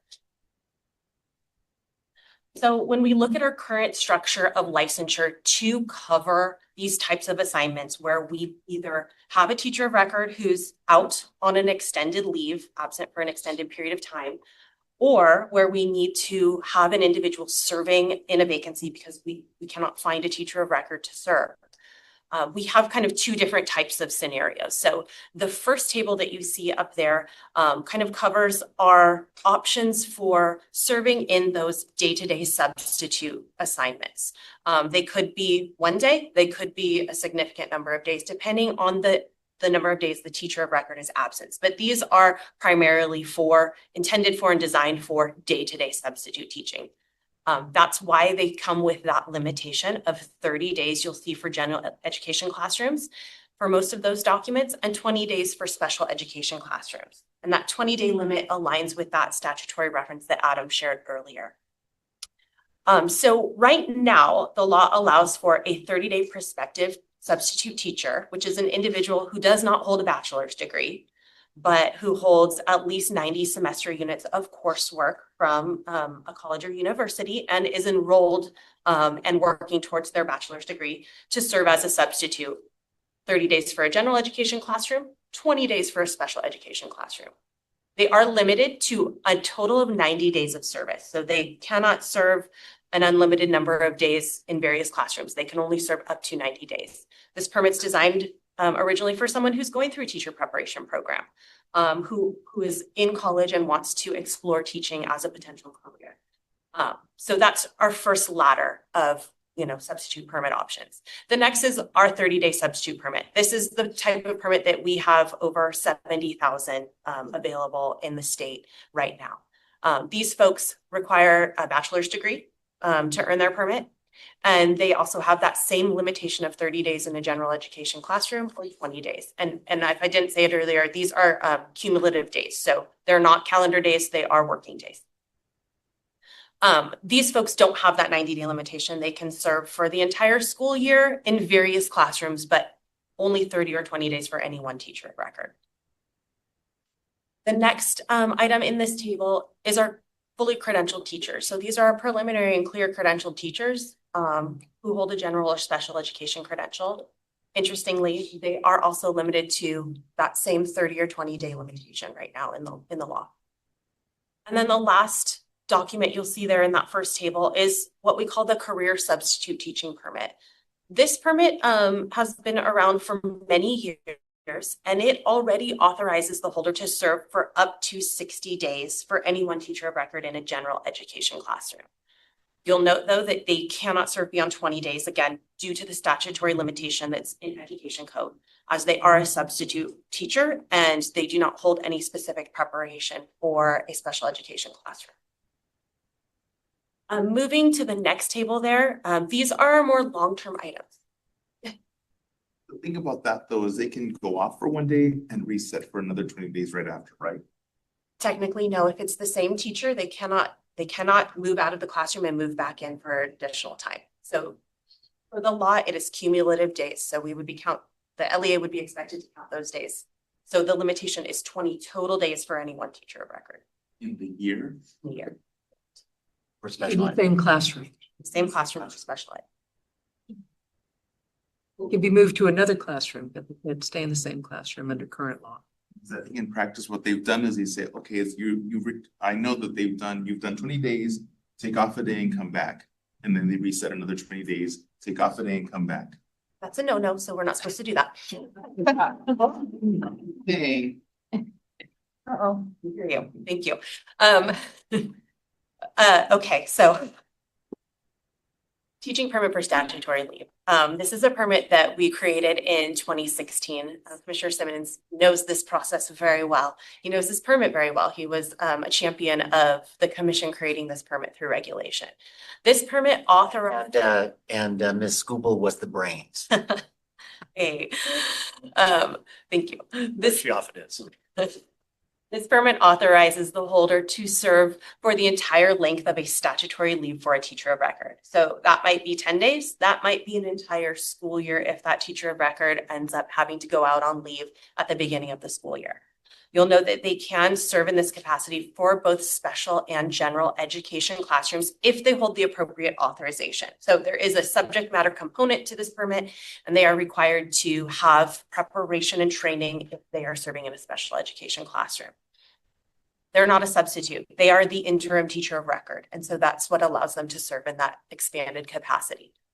And then we're all very familiar with our short-term staffing permit or STIP and our provisional internship permit or PIP. Those are permits that allow an individual who doesn't have a teaching credential but holds a bachelor's degree and subject matter competence to be the teacher of record for the entire school year. Those are documents that are only offered once in an educator's lifetime. So they may hold a PIP, they may hold a STIP, and then they may not hold one again after that. And the intent is that they are moving on that career ladder towards teacher preparation, whether they're enrolling in an intern program or whether they're enrolled in completing a traditional teacher preparation program, that they're moving into a full license. So looking at all those options, one of the things that we tried to do was kind of analyze the gaps and where are we needing additional support to shore up some of those areas where we know there are needs for longer term substitute assignments. So these are the potential new options for consideration that I'll go into in a little more detail for. But the first one is allowing our teachers who hold a general education credential, so our multiple subject and our single subject credential teachers, to serve in extended capacity in general education teaching. So the idea would be that they're automatically, without having to apply for anything, authorized to serve up to 60 days for any one teacher of record. That's in any general education classroom. It doesn't have to align with their credential authorization. So if they're a fully prepared single subject teacher, they would be authorized to serve in a multiple subject classroom or up to 60 days as a substitute. The same would be true for our special education credential holders, that they would be authorized to serve for those 60 days for a special education assignment. And again, they have that preparation and understanding and knowledge about teaching in a special education classroom. And so while they may not have that specific authorization to serve in that setting, they do have that preparation required to go beyond the 20-day limitation. Third, gosh, they're all blurring together. The third option that we have proposed for you is a new pathway for someone to earn that career substitute teaching permit that already exists. So the permit right now is something that an individual needs to have 3 years of substitute teaching experience at any one district or county. So the employer may apply for the permit for those substitutes that they have had serving in their district or county for 3 years, and they're verifying that that substitute, has the requisite skills and abilities and has, been their go-to person for 3 years. Well, that's wonderful, and we think that those folks, obviously have had the requisite experience required to serve in that 60-day capacity. We recognize that there might be instances where an LEA wants to put someone who doesn't have that experience in a longer term assignment. And so this proposal would offer an alternative pathway to earn that 60-day authorization through training and preparation. Again, it only applies to a general education classroom as it's a substitute permit, and it cannot extend beyond 20 days of special education classroom. I have a question, which I know we're not supposed to do till you're done, but if you have a SPED credential holder, why wouldn't you just get them a CLAP and hire them? It's a great question. So for the first 2 lines across there. You absolutely could. So as we said earlier, there are alternative licensing options that a fully credentialed teacher can use to substitute or serve in those situations. Primarily, it would be if there's a teacher of record. I would assume you wouldn't want to have that contract issue where, you have a fully prepared teacher. But it's possible that there may be a retired teacher and they don't want to serve, the entire school year or don't want to go through that hoop of obtaining the additional license, paying the fee. So this is just a flexibility that would extend that ability for an LEA to place them in that assignment without having to go through the licensure path of a CUF. And if I may add, just in doing some research for this item, looking at salary schedules, looking at the substitute pay rates across sort of districts of the state, one thing that I noticed that was popping up more and more was a separate schedule for substitutes that hold credentials. So seeing sort of a local strategy to recruit retired teachers and bring them back into the classroom. One more thing that all groups agreed on was that that's the best option. Is that whenever we can get a fully credentialed or a credentialed teacher into a classroom with kids, whether they be retired or whether, maybe they are out, maybe they've left the workforce and perhaps want to come back in, and then that's the best option. Right. And I think that, when you have a fully credentialed teacher, offering this expanded ability to substitute teach without them having to go out and obtain an additional license, reduces the burden on them having to pay the fee and go through the application process. And the last item on our table here is a new idea to expand the teaching permit for statutory leave to include the ability for that permit to serve in a vacancy or the creation of a new permit. Either pathway would be viable here. But the idea here is that this is rooted in preparation, subject matter knowledge, and support and mentoring for the permit holder, allowing them to serve for 60 days in a general or special education classroom. And in that capacity, they would be an interim teacher of record because they have that requisite preparation required to serve in that capacity. So going into a little bit more detail here on that first recommendation. So when we say expand the 30-day substitute authorization for credentialed teachers, right now they don't have to do anything. They hold a credential, they can substitute for 30 or 20 days, depending on the classroom type. The idea here would be that through regulation, we would expand that 30-day limit for general education teachers to be 60 days, and we would expand that 20-day limit for special education teachers to be 60 days. In those classrooms that align with their credential. As Adam mentioned, these are our folks that would be ideal for serving in long-term substitute assignments. They are fully prepared teachers. They have an understanding of curriculum development, instruction, pedagogy, and all of the things required to support our diverse learners. It's a really, low-risk option, and it really supports our students' needs, right? In these instances, the proposal would have support expectations where the LEA is just ensuring basic site level support for these credentialed teachers in the assignment so that they can maintain their routines, have the same opportunities for professional development as all other teaching staff, and provide the appropriate learners and students with disabilities.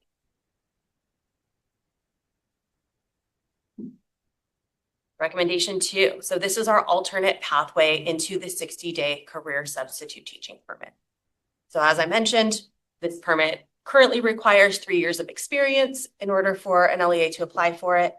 The new option that we're proposing would be a training-based option. It would be a type of training that is aligned with the Title V, Section 80022, which you'll note in the item is the regulatory section that outlines the current TPSL preparation. And so this is the type of preparation that all of the educational partners, when we worked on the TPSL permit, identified as the appropriate preparation for someone stepping in and as an interim teacher of record. What do they need to know? What do they need to be able to do in order to serve in an extended capacity when the teacher of record is unavailable? Right now for the TPSL permit, it's required to be completed prior to issuance of the permit. However, our educational partners really expressed a barrier in situations where you're placing a substitute in an assignment and you, unbeknownst, need them beyond that service limitation. And so how can we allow entrance into this 60-day authorization in instances where we weren't prepared and we need to get someone onto this 60-day authorization? So the proposal right now includes the requirement that teacher have 15 hours of pre-service preparation, so prior to going beyond that 30 or 20-day limitation. and that they complete the additional 30 hours of preparation while they're in that assignment. So total of 45 hours, alignment with the TIPSL requirement. But there is no additional subject matter requirement for these folks. So in recognition that this is someone serving for a teacher of record in their absence, they would obtain that support of 2 hours per week through their LEA. So we believe that the subject matter alignment and support could come from that 2 hours of mentoring and support that they receive. So new pathway, 45 hours total, 15 hours required to be completed prior to issuance of the 60-day permit. The additional 30 hours expected to be completed during the service of that 60-day assignment, and the mentoring support of 2 hours per week provided for that individual. And Appendix B of this item shows you a breakdown by a table of what are some of the topics that might be of most interest or a priority for that first 15 hours. And it breaks that down. And then it also shows, how the other topics could be implemented on the job. Also, we have in Appendix C, you will see a breakdown of how a sort of flexible system of support would break out in terms of, minutes per day or hours per week. Okay, and our third recommendation here. This is the idea, again, that we're creating a 60-day limited teaching permit for vacancies, similar in the same flavor of the TIPSL permit. So this permit would authorize that 60-day service in both a general and a special education classroom setting when no teacher of record is available. So this differs from the TIPSL because right now that is limited to a statutory leave situation. This would be expanding this authorization or creating this permit for service in a vacant teaching position. It's limited to 60 days again, compared to the school year. And it is only authorized to serve in a single vacancy one time. So you cannot reauthorize this person to serve in that vacancy again or anything like that. It would be one time, and the expectation would be that after that 60 days, that recruitment has been completed to find a fully prepared teacher to serve that classroom.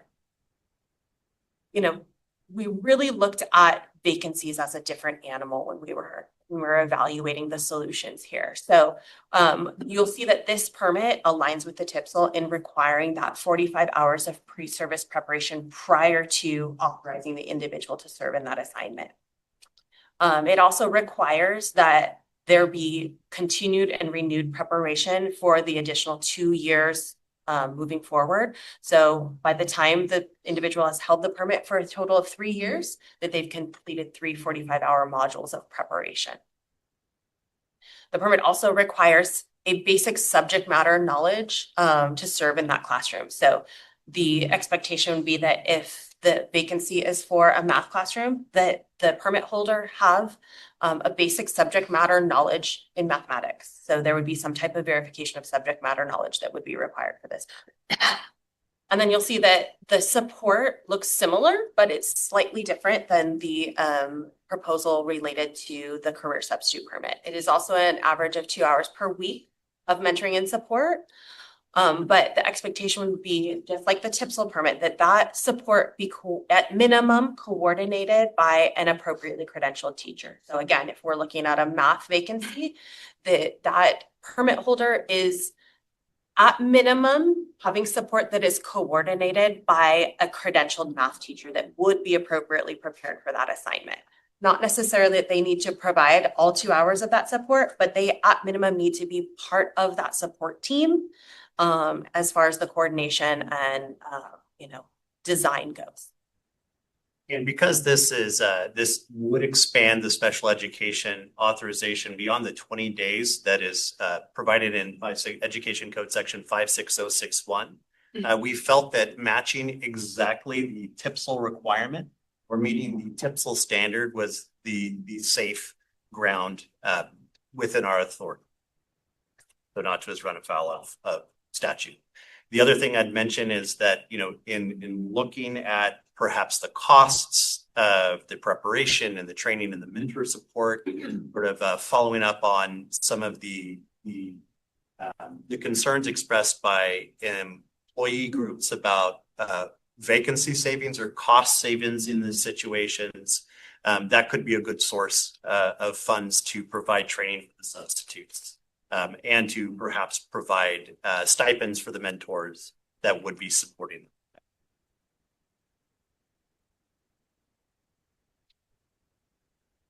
We talked a lot about the preparation that's in Title V, Section 80022, and that we've tied it to the two proposals here for the career substitute permit and for the new TIPSL for vacancy.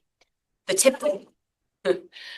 But what does that preparation entail? You can see the general topics here on this slide, but if you look in Appendix A, that the regulatory language goes into a lot more detail. And the design team, when we developed the TIPSL, spent a lot of time discussing and agreeing upon what the type of preparation someone who is not a fully prepared teacher needs to have in order to serve in a classroom for an extended period of time.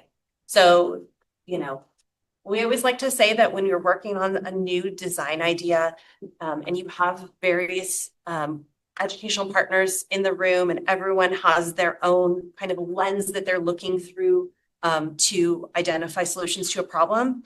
If you walk away with no one getting everything they want, then you found the right solution. And I think David would agree that through these, meetings that we have held to design the TIPSL permit, everyone got something and everyone walked away from the table happy enough, but not getting everything they wanted. And I think that kind of, helps us to look through the requirements for these new expanded ideas and build upon what we know was consensus at the time. So moving on to the next slide. That's okay. That's okay. We also have details on the 45 hours of preparation. And one of the questions that we got a lot in our engagement meetings was, why 45 hours? What is the rationale or the reasoning behind requiring 45 hours of preparation? Well, we know that 45 hours is 3 semester unit equivalent. But one of the things that came out of the design meetings for the TIPSL was that local education agencies didn't want to be hamstrung or held to being required to send folks through a college or university preparation. They didn't want it to be tied to semester units. And so we landed on the equivalent of 3 semester units as consensus for the appropriate amount of preparation annually required for someone to serve in this capacity, but didn't limit it to semester hours because the intent was that the preparation not be something that LEAs could design themselves. So all requirements are outlined in great detail in the regulation, and any and every LEA has the ability and authority to design their own preparation modules or structure so that they can deliver it at the local level. And it can be built upon their existing training, professional development that they already have in place for their educators. So really the intent is to give them ultimate control at the local level. And they can weave in, their local context into the different content that are required in the training. So the engagement at the time found this really was a critical component of, moving the TIPSL permit forward. And so again, we're building upon that to identify that we're moving into a space where these individuals will be serving in vacancies. We can't, and there's no teacher of record, as Adam mentioned. There's no one there to put curriculum plans to have that classroom management plan in place. And so, staff feels that we can't go below that 45-hour threshold that we've already identified as a commission as the starting point for someone serving as a temporary teacher of record. And so, support was the last component that I'll cover, kind of tied to the TIPSL permit. And so this just provides you with the language that outlines exactly what that mentoring and support is required to be. So as I mentioned, it's a certificated educator. They must be appropriately authorized for the assignment that the individual is serving in, so that they can bolster that need for subject matter knowledge and subject matter competence, and assist that underprepared individual to serve.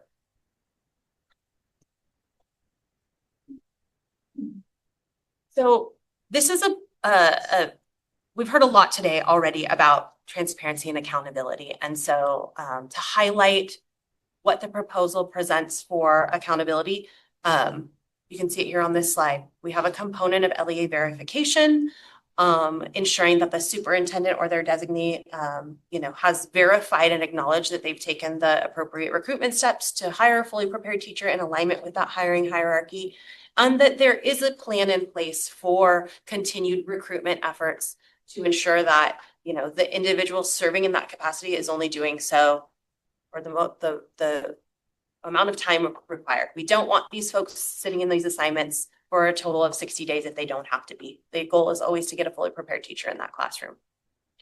Accountability also would require governing board oversight. So that would be, an action item at the governing board to ensure that there's public visibility and that, individuals whose students are in these classrooms understand that there is a long-term substitute serving in these assignments.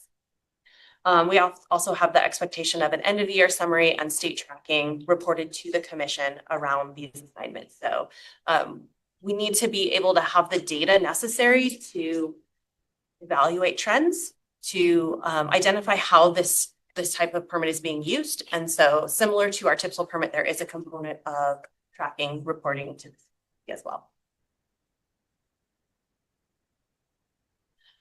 So that's our proposal in the item, but the commission may consider also aligning the accountability component of this proposal to what was presented in Assembly Bill 1224. And Adam kind of shared that with you earlier, but just to kind of circle back and bring that to your forefront, the Assembly Bill 1224 accountability plan is a little bit more flexible in that the determination of when it's brought to the local governing board is dependent on whether the assignment is or is not foreseeable. So if it is something that an LEA is aware of at the time that they're placing the individual in the assignment, the expectation would be that they bring this as an action item to the governing board for approval. If it's unforeseen and the expectation is perhaps that, the assignment's going to be within that 30-day or 20-day limit and circumstances change and they need to extend that substitute beyond, or that interim teacher of record beyond that limitation, then they would bring that to the governing board as an information item. It also includes reporting to the County Office of Education quarterly and annual reporting to the commission as well.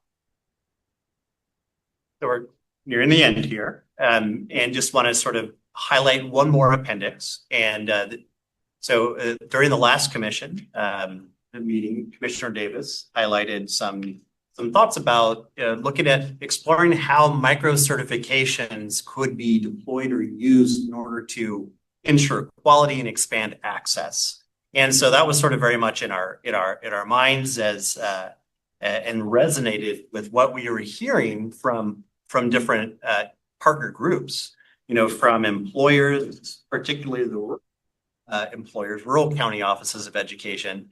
There was a desire to have a training that was portable across districts. And so, from employers or employee groups, there's a desire to have training that was kind of possessed by the educator. They could also move with them, probably for different reasons, but, there was a shared interest there. There was a third interest around quality and having some sort of quality control around the training that is happening, kind of to reduce the variability at the local level and to support the local level. There are currently TPSL training modules that are offered by county offices of education, but we were hearing from groups with a lot of different capacity. And so we imagined, how could a micro certification system function in this context? And so we wrote just a short kind of elaboration on what that could look like in Appendix D.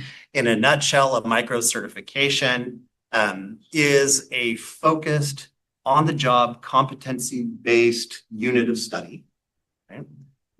Focused on a topic, and it involves, some form of inquiry, some form of application, some form of collection of an artifact, and then some form of a reflection, right? And so what's kind of cool is that when when a person earns a micro certification, it's issued by the issuer, which in this case would be really straightforward because of the regulations we already have on the topics.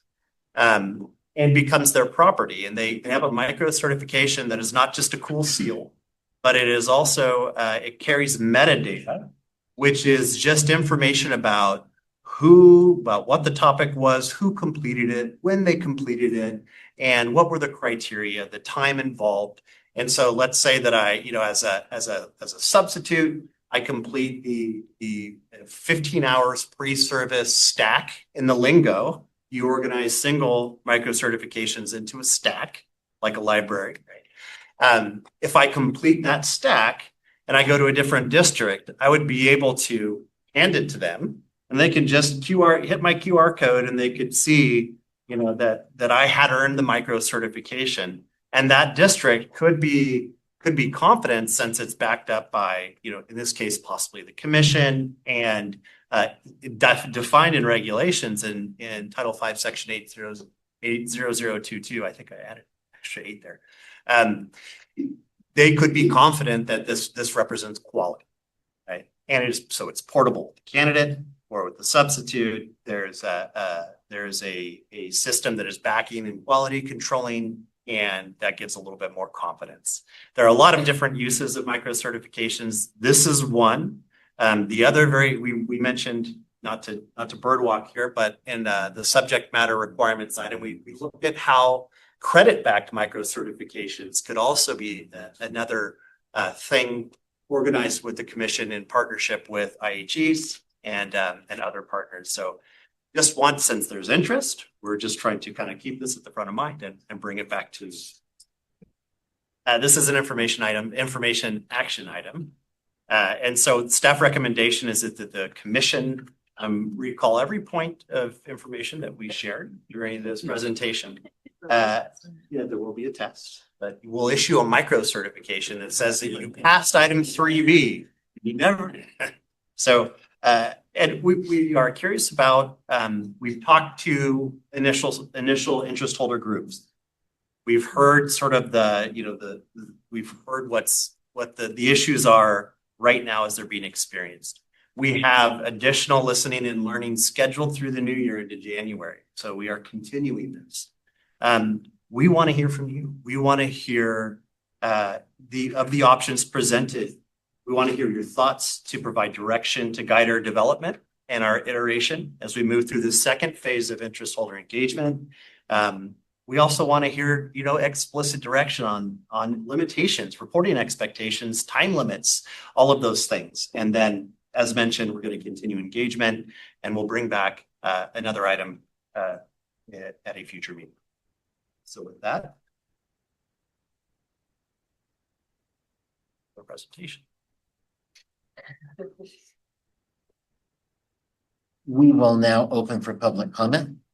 If there are members of the public that would like to give a presentation, please notify the meeting moderator by clicking on the raised hand icon. Participating through Zoom or through pressing star 9 if participating by phone. Public comment is limited to 2 minutes per speaker. Recording secretary, are there any public comments? Christina Salazar, please unmute your microphone and please. Perfect. Good morning. Cristina Salazar on behalf of the Riverside County Office of Education and the 23 districts we serve. Thank you for the opportunity to provide public comment. Riverside County is home to some of California's fastest growing communities. Every day, our districts work to provide consistent, high-quality instructions despite persistent statewide staffing shortages. We appreciate the Commission's quick response following the governor's veto and look forward to working with you in the future. The issue for us is urgent. Many of our districts serve large number of students with disabilities, multilingual learners, and historically underserved communities. For these students, instructional continuity isn't just helpful, it's essential. Yet special education classrooms face the greatest disruption and the hardest time securing qualified educators. Districts aren't trying to bypass preparation. They need relief from stability that undermines learning and strains families and staff. Despite investments in recruitment and retention, the gap between demand and credentialed teachers remains significant. During the COVID-19 pandemic, the temporary 60-day substitute allowance gave districts the practical way to maintain stability. That flexibility worked. Students benefited and turnover dropped. We agree that extending assignments should include structured preparation and mentorship, but continuity matters. The current proposal doesn't fully address these operational realities. Our students, especially with complex needs, deserve both well-prepared teachers and stable classrooms. These goals must be addressed together. We remain committed to partnering with the Commission to design staffing models that support the educator workforce while ensuring every student experiences the continuity, quality, and connection they deserve. Thank you. The caller, with the phone number ending in 023. Please unmute your phone and share your comment. Good morning, Commissioners. Christina Marcellus on behalf of the Small School Districts Association, representing small and rural districts, COEs, and charter schools across California. We appreciate the Commission's responsiveness and good faith engagement with stakeholders under a very quick timeline. Small districts share the goal of ensuring students, especially students in special education settings, have access to well-prepared educators, but for small and rural districts, continuity isn't just a preference. It's often the difference between having a classroom staffed at all or cycling through multiple subs because of how limited the local labor pool is. Small districts face acute staffing challenges driven by geography, scale, and limited administrative staffing. During COVID, the 60-day flexibility allowed districts to maintain stability for students and keep trusted adults in the class. As has been stated, we don't see evidence that this policy was problematic for students. We're concerned that prescriptive preparation, mentorship, and reporting requirements without flexibility will unintentionally limit staffing options and disrupt continuity for students we're trying to protect. We look forward to engaging with the Commission and other partners to find a solution that works. And to paraphrase what Ms. Skubal said, we think there is a way to make sure everyone winds up kind of happily disappointed. Thanks to everybody really for picking up the ball after the veto message and making progress to get to this item. Look forward to continuing the work. Melanie Mata, please share your comment. Good morning. My name is Melanie Mata, Superintendent and Principal of a small K-8 district in Tulare County. For small school districts, this is absolutely necessary.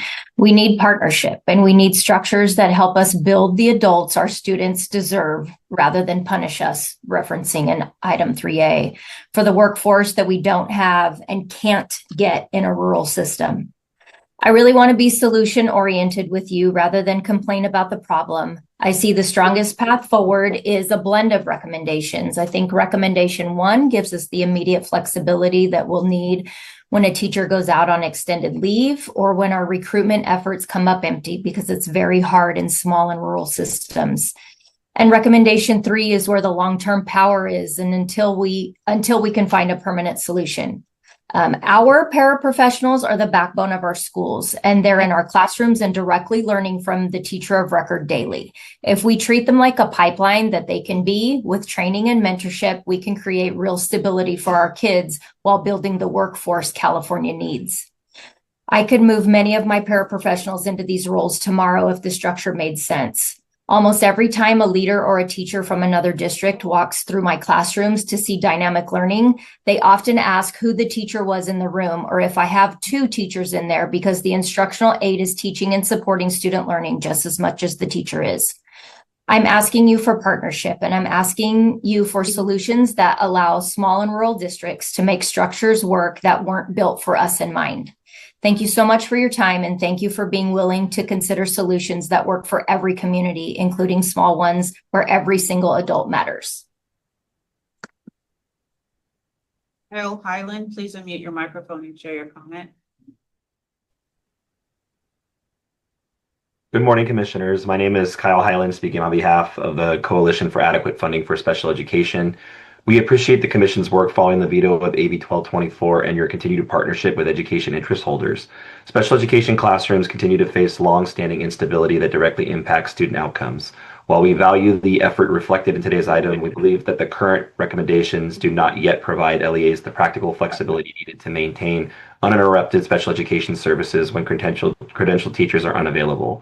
During COVID-19, temporary flexibility allowing substitutes to serve up to 60 days significantly improved continuity without evidence of harm, and AB 1224 sought to refine that balanced approach. CAFC believes a workable pathway solution should include an extended service permit allowing substitutes to remain beyond current limits during vacancies and statutory leave, reasonable preparation and support requirements such as orientation, mentorship, professional development that to ensure instructional quality, and a clear focus on continuity, recognizing that students with disabilities depend on stable, informed adult relationships. These elements would give LEAs practical tools that they can use now while upholding California standards for educator preparedness and student well-being. We look forward to ongoing collaboration with the Commission on this issue. Thank you. Kamala Gibbs, please unmute your microphone and share your comment. Thank you very much, and good afternoon, commissioners.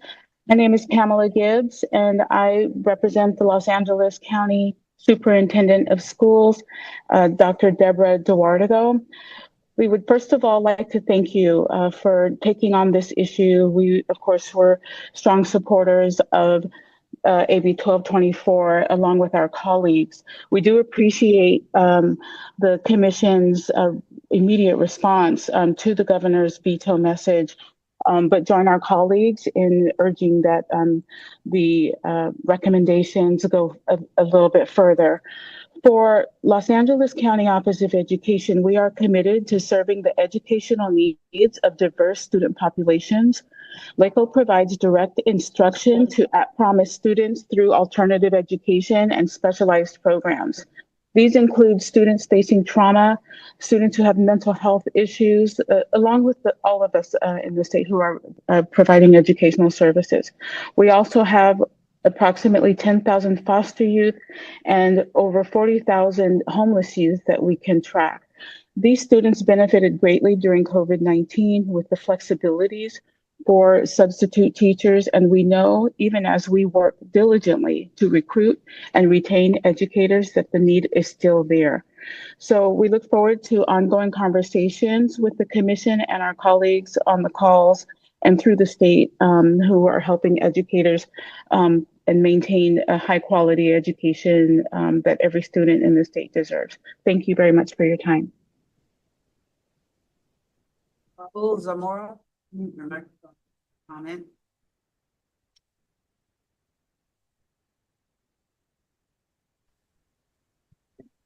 Good morning, Commission. Thank you again. I apologize for not introducing myself last time. I'm on the State Board of Directors of PACSA, and I represent Region 6, which is Contra Costa and Alameda counties. Thank you, staff, CTC staff, for coming up with some solutions and options for us. We still believe that we still need some more work on this. We need more flexibility for our school districts.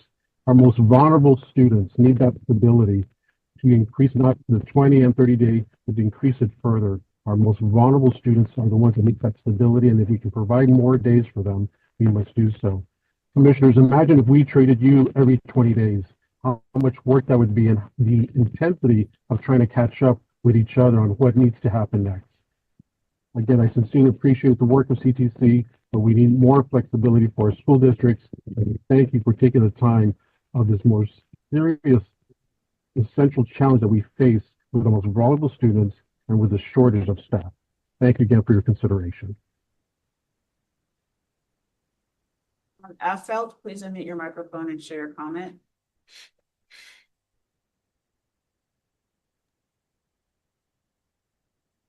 Good morning, Commissioners, Madam Chair, John Affeld from Public Advocates. We appreciate the Commission standing up to oppose AB 1224, which lacked any kind of preparation or in-service support standards, and are in support of the general concept being advanced here to require 45 hours of pre-service training and a minimum of 2 hours of LEA support during the service time, as well as verification and reporting requirements. Our main concern is recommendation 3, which we think is potentially unlawful and seems more than necessary here. 60 service, 60 days for a substitute with the proper preparation in service training, which is basically recommendation 2, is something we can support. We're not convinced that 60 days being proposed in recommendation 3 adequately addresses IDEA concerns for special ed students to warrant tripling the time those students will be exposed to a substitute teacher in training.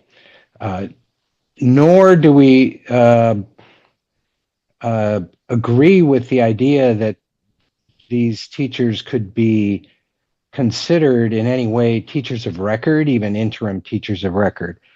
In a TPSL situation, there is a backstop teacher of record assigned who's just on leave. Here, there's no there. So we think if the intent is to address a misassignment and make sure that those people can be considered properly assigned, we think we can work around with that. But you cannot fill a year-long vacancy with someone in an interim position who's not fully certified, or not even, minimally certified by means of a waiver or something to serve for an entire year. That person can't be temporarily filling a vacancy. So the vacancy, you can't correct the vacancy issue with the regulatory process. And we look forward to further conversations with stakeholders and commission staff to sort of flesh some of these issues out. Thank you. Please unmute your.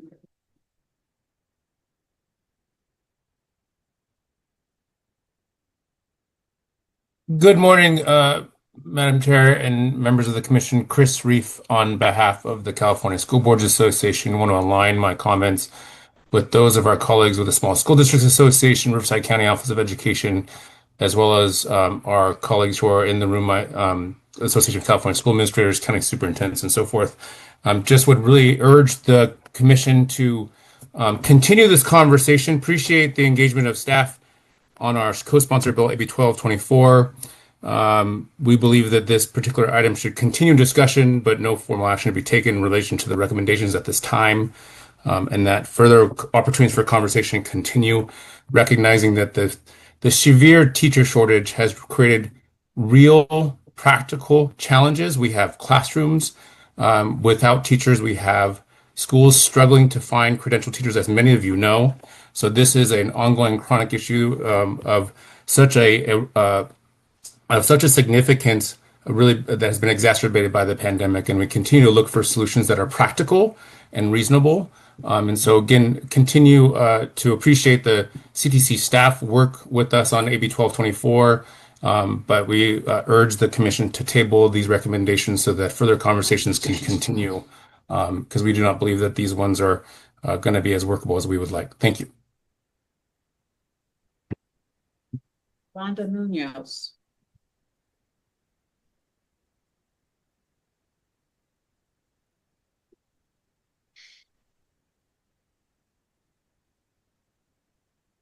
Hello, my name is Yolanda Munoz, and on behalf of the California Teachers Association, we appreciate the hard work that the CTC staff in developing this proposal in response to the governor's veto message of AB 1224.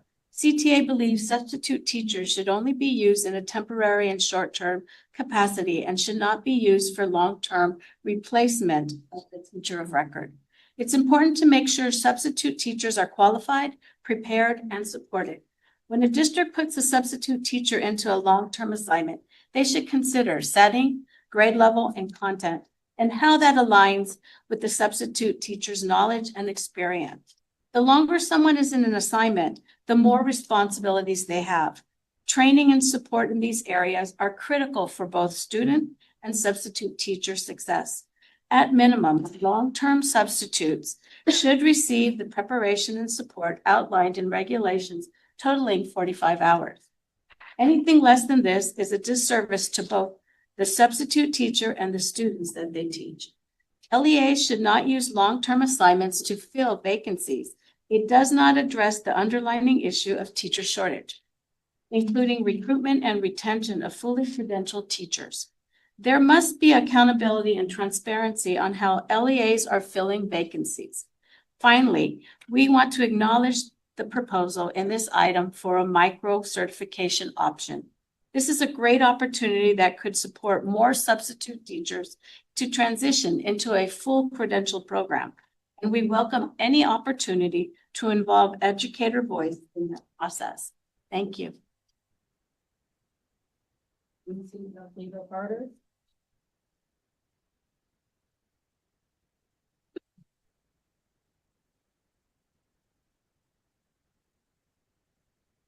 Hello again. Lucy Salcido Carter with the Alameda County Office of Education, or ACOE. In our county, the current caps on substitute service are limiting our school's ability to mitigate the impact of the teacher shortage. And because instructional stability and continuity are so important, the current caps are hindering student outcomes. ACOE is doing all it can to address the teacher shortage in Alameda County through our own accessible and affordable teacher preparation programs. But in the meantime, shortages persist. Despite strong recruitment efforts, our districts continue to have classroom positions they can't fill. For example, we have kindergarten students who started the school year with rotating. We worry those students may fall behind in reading because they don't have the instructional consistency they need. We have districts that have to pull specialists in to cover classrooms, taking those specialists away from filling other academic needs.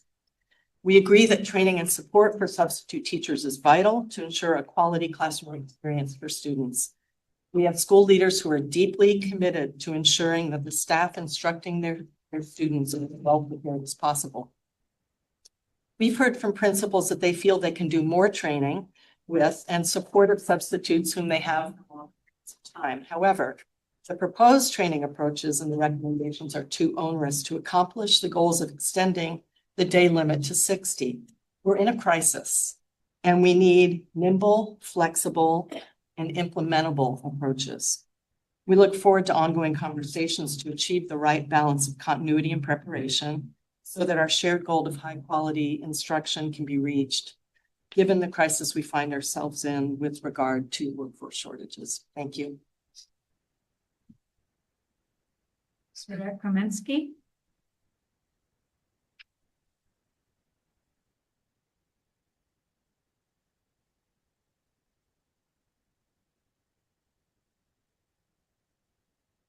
Morning, Commissioners. Sarah Kaminsky on behalf of the Association of California School Administrators. I want to start by thanking the CTC staff for expeditiously working with education partners on this topic on a very truncated schedule, especially during Thanksgiving. So thank you.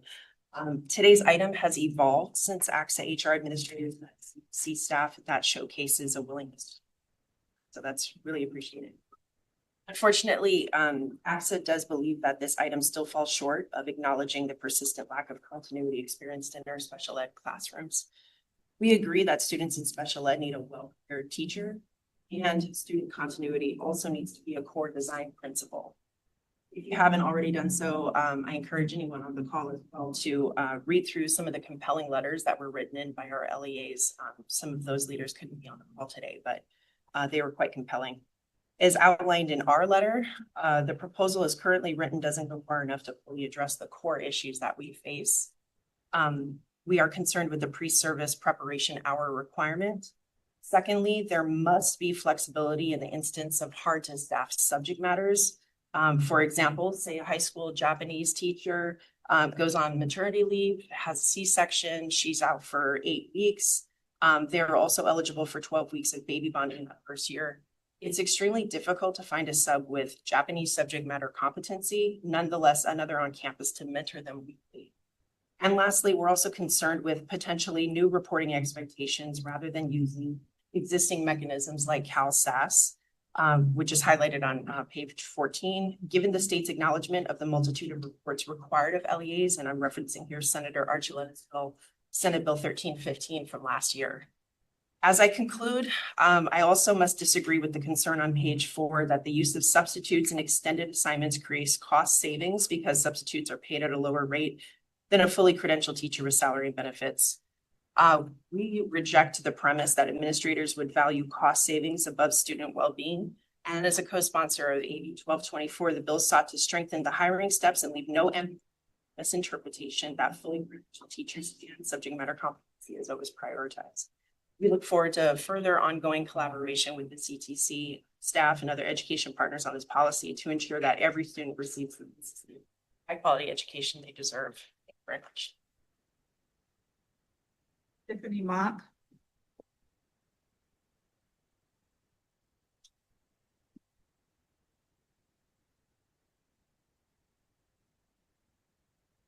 Hi, my name is Tiffany Mock, and on behalf of CFT, a union of educators and classified professionals, we represent 120,000 folks across the state, much like our colleagues. We just wanted, in all seriousness, to thank you so much for taking on this issue. It, as I think all of the letters that we have all read, it's not an easy issue, but extremely important as California searches for a long-term solution to ensuring every student has the educational services of fully credentialed and appropriately. Fortunately, we all understand further that the state is experiencing a staffing crisis due to the myriad of issues and the use of long-term substitutes who may not have the minimally required training and mentorship are all too common. This issue is especially troubling, as the governor points out, with the population that disproportionately is affected by substitute teacher trends and misuse at times. So we just wanted to take the moment to appreciate the commission's ongoing efforts to prepare limited vacancy recommendations for the state to implement.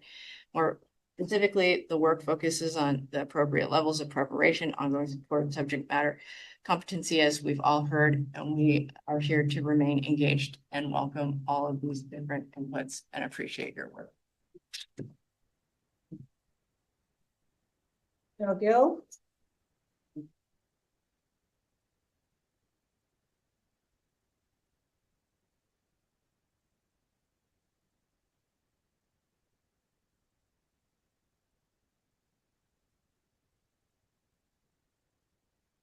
Good morning, Commissioners. Michelle Gill on behalf of California Association of School Business Officials. We appreciate the Commission staff's quick response to the Governor's veto and the meaningful changes made after engaging with our members. As the item notes, we all share the same core values. Students deserve high-quality instruction and reliable access to support. But what the item does not fully acknowledge is what our members see every day: a persistent lack of continuity in special education classrooms where stability is especially critical. Despite more than $1.6 billion invested in teacher workforce initiatives, the shortage remains severe, and districts are struggling to keep classrooms staffed. As your report correctly states, California's current short-term staffing structure simply does not provide a coherent pathway that maintains both continuity and adequate preparation. The 60-day substitute flexibility worked during the pandemic with no evidence, research or anecdotal, that it harms students. Instead, HR leaders reported more stability, stronger relationships, and reduced turnover. AB 1224 built on that model with safeguards to ensure quality. We must also push back on the notion that districts use substitutes for cost-saving purposes. Student well-being always comes first, and the state law already prioritizes placing fully credentialed teachers whenever available. While we appreciate the Commission's revisions, concerns remain.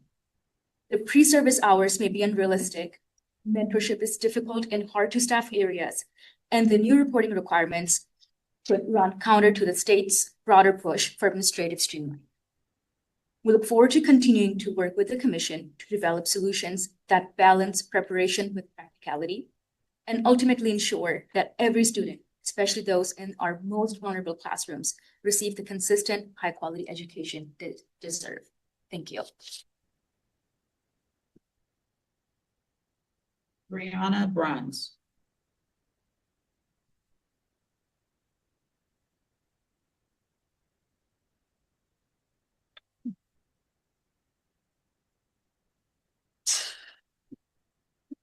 Good morning, Commissioners. Brianna Bruns on behalf of the California County Superintendents representing the 58 County Office of Education and County Superintendents of Schools. First and foremost, we are very grateful to the Commission's attention on this issue, as well as staff's expeditious response. CTC staff, particularly Adam Ibrahim, Aaron Skubal, and Jonathan Howard, have met with our members over multiple meetings, with those meetings often lasting longer, much longer than our allotted time. We recognize that staff did this to hear our members' point of views on this issue, and we are very grateful for that. That said, we continue to be concerned with several components of the recommendations as we've outlined in our public comment letter. While we agree that students in special education need a well-prepared teacher, we also feel strongly that there is a need for continuity for those students in the classroom, and that is of utmost importance. We also remain concerned with the pre-service preparation hour requirement. While we acknowledge the importance of ensuring that our long-term substitutes are appropriately prepared, we do not feel that 45 hours is the appropriate number or amount of time to be required of an individual serving in the classroom for this mid-length period or 60 days. Additionally, we have further questions about the practicality of mentorship by an appropriately credentialed educator. Our educators are already stretched thin with a very robust workload.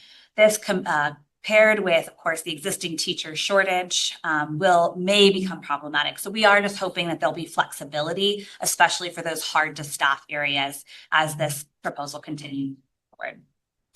In addition, along with my colleagues, we do just want to disagree with the concern that LEAs are using substitutes in order to create cost savings. We want to affirm that the goal of county offices of education is to promote student well-being above all else. Again, thank you so much for your time on this issue today. There are no additional public comments. The public comment period for this item is now closed. Do commissioners have any questions or comments on this item?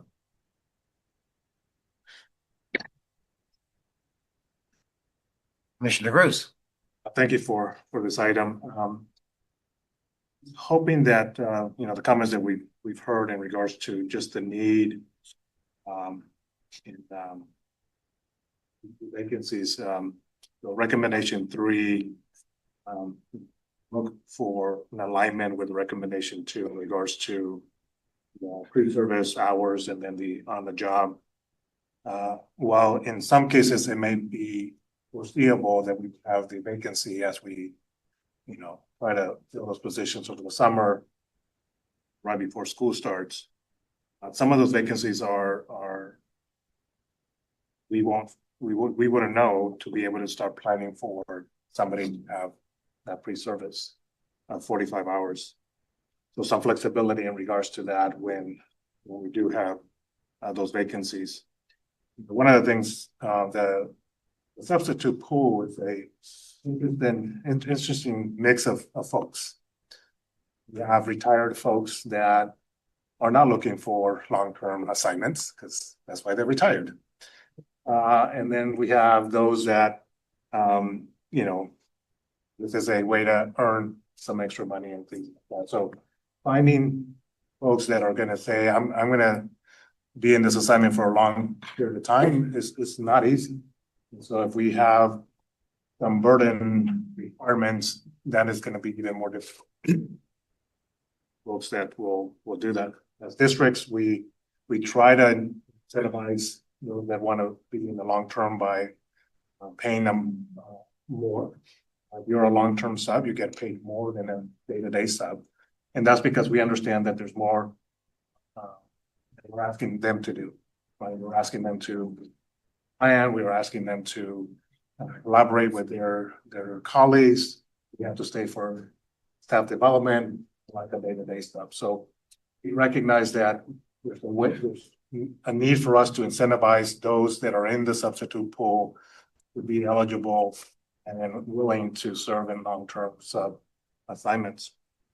And it's just the vacancy requirements that are in this item, I think would be problematic for us to be able to be flexible in meeting the needs of And I want to make sure that people understand that districts are making every effort to fill the positions with qualified staff. Do that, work on it. This is just an area where, especially in special education, where we have a hard time. Give you an example of a general ed way that we can mitigate this. You know, school started, we had a vacancy. I was able to consolidate process throughout the school district, creating some combos to be able to then fill those vacancies. That's just not possible in special education. There's just not enough. So just understanding the complexity of special education versus general education is important.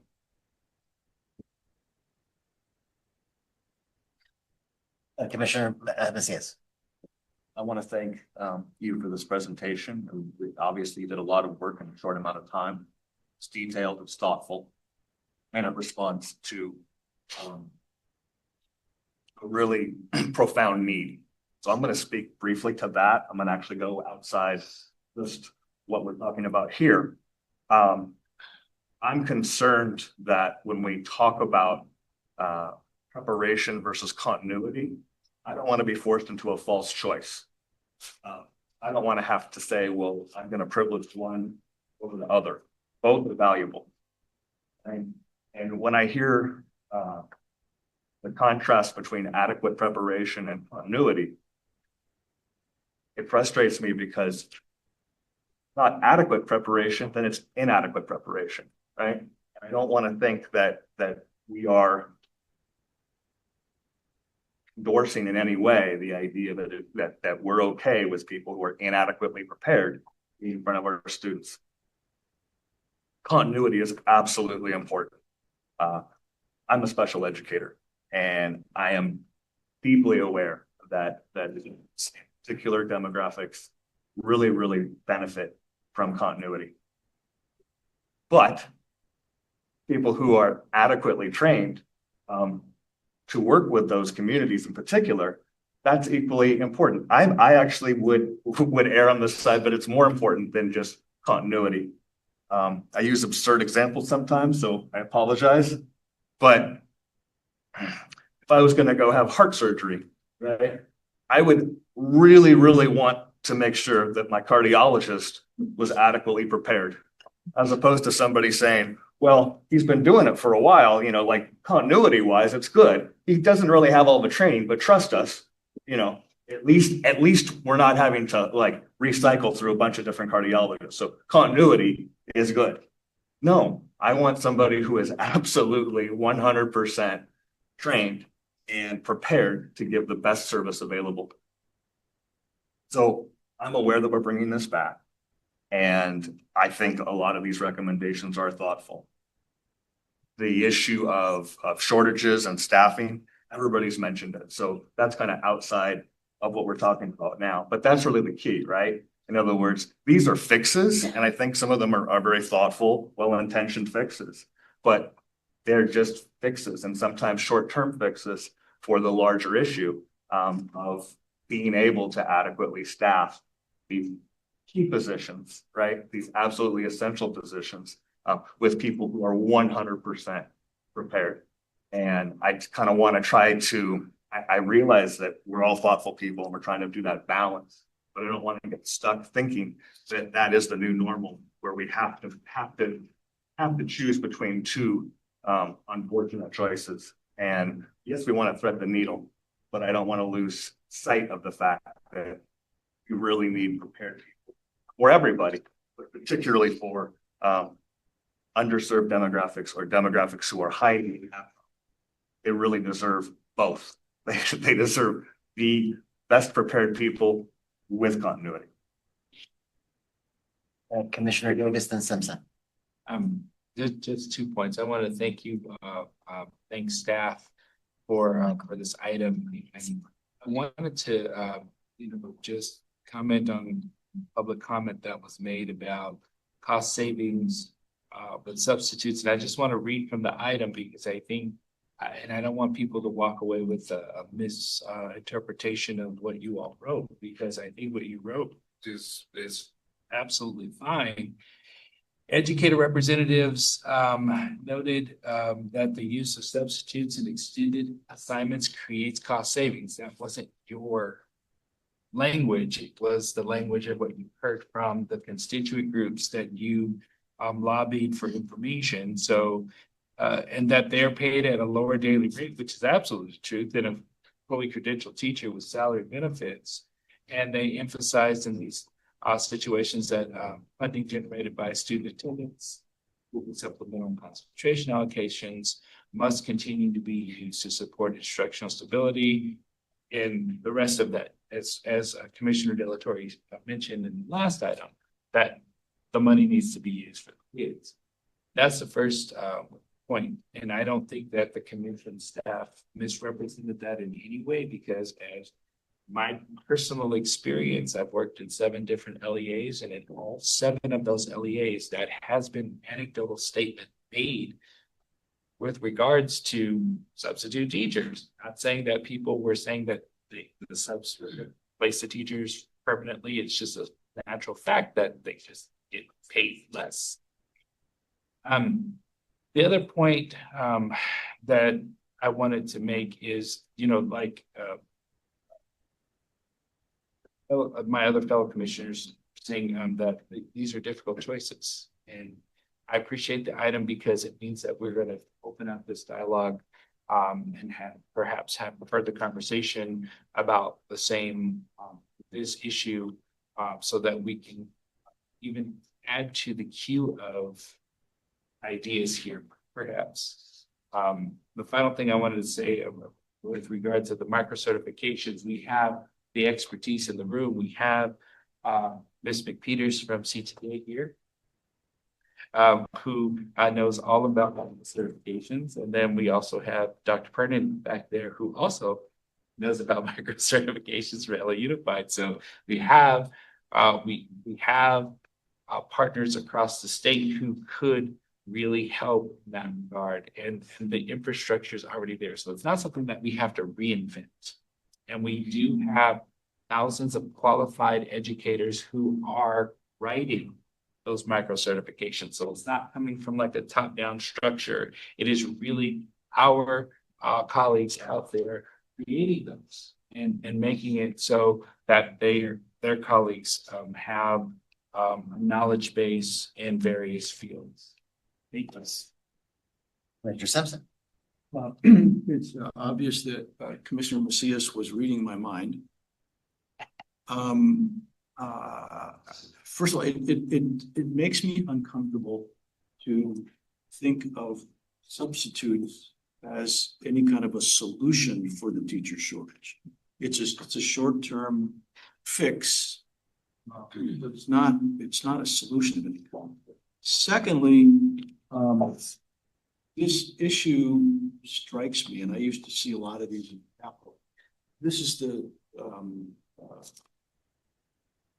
trade-off of quality versus quantity. That's what's going on here. And as my fellow commissioner said, both are important. I tend to lean on the quality side myself.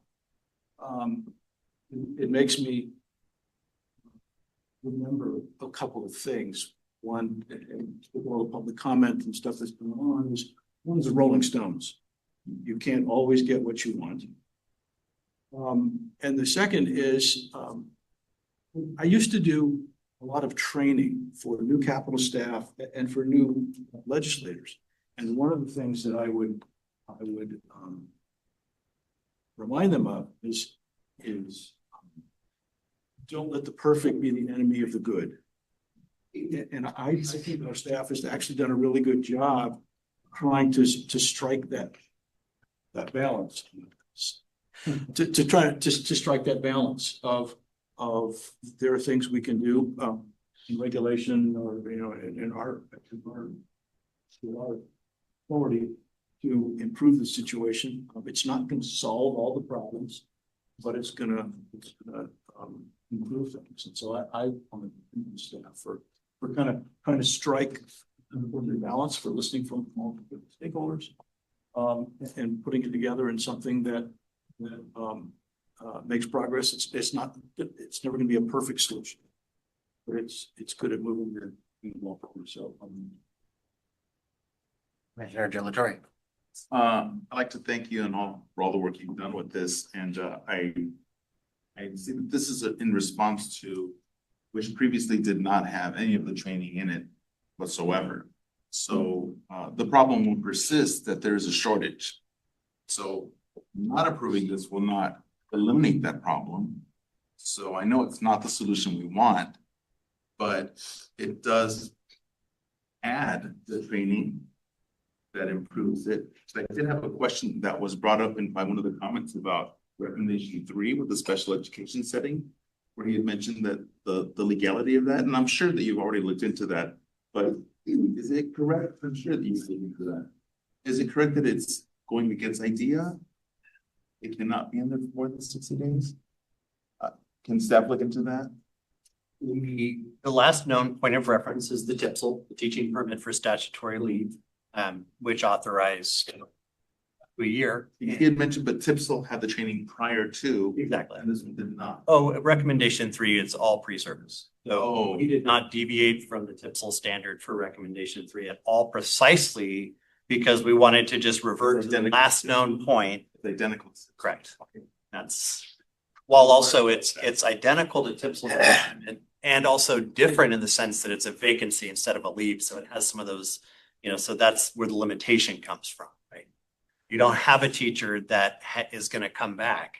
And so there's a need to put a limit on the time authorized in that. So we're going to TPSL for a leave? It is for statutory leave. And this one's for a vacancy. Correct. So I think that was the concern. The legality wasn't that a TPSL was for a leave. And the reason why the TPSL was allowable is because it was for a leave and not a vacancy. And so can staff just double check? Absolutely. That would be legal in the case of a vacancy. So we will look into that question and provide. Because then I would be in support of it as long as it did meet the requirements for IDEA. But I'm very much in support of this. I'm grateful for all the work you've done. I like all the training that's been brought into it, because before it lacked all the training and all the education for the and the extensions for the continuity of instruction for the students. I'm appreciative of this. It's very necessary. The vacancies will persist as long as we have this shortage. Thank you. Okay, Commissioner Brown, then Torres. I just want to start by sharing my love and appreciation that quickly responding to really complex issues is our new norm. Like, CPAs need attention, we're on it. We can do hard things. And I just appreciate, we heard from so many of our educational partners that, wow, thank you for meeting. Thank you for meeting during Thanksgiving week. I mean, we are just diving into really hard things because we hear the urgency and the need. So I really appreciate that. Commissioner Mancias also read my mind because I wrote down like this versus that, stability versus adequate preparation also caused me some internal conflict. I felt icky about that. And I can't stop thinking that if we adequately prepare someone, there will be stability because they will stay. Maybe in that 60-day, maybe they'll even, get a full credential. So I feel like having adequate preparation may bring more people into the profession in this way. This might be their pathway into making this their career. I also am in favor of options because I think we also heard from some of our educational partners about the unique challenges in rural settings, the unique challenges in this particular content area. So I think that we need to have a menu of options so that the need can be coupled with a particular option that is more doable. So I love that. And lastly, I just want to share my support and love or mentorship. We as a body have prioritized mentorship and the power of mentorship in many other situations.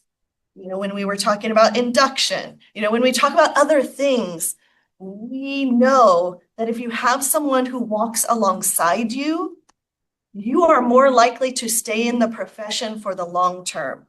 So mentorship, while sometimes it could be challenging, is a must for me. Because I think every day when I go to my school, when I show up at Las Lomas Elementary, I'm thinking, what does someone need to be successful here for our students? And what I have heard from teachers at my school, teachers in my district, teachers all over, is having partnership, collaboration, that support, a thought partner is essential. So for me, mentorship has to be part of the solution.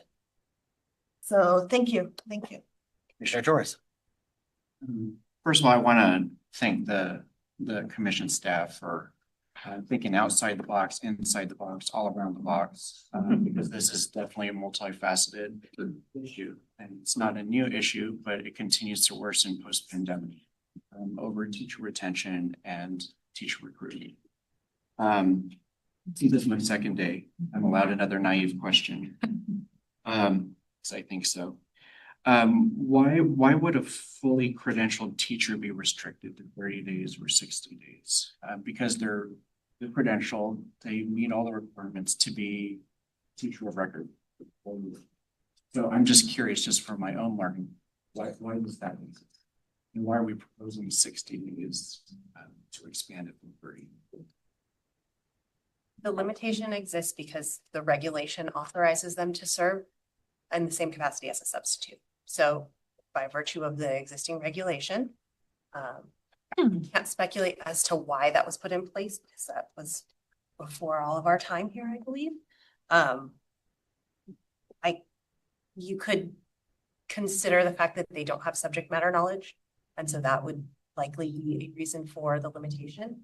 And so without having the time or space to dig deep into the history behind that regulation, we align the proposal with 60 days because that's what AB 1224 was asking for, that extension of 60 days. So it's just an alignment with AB 1224.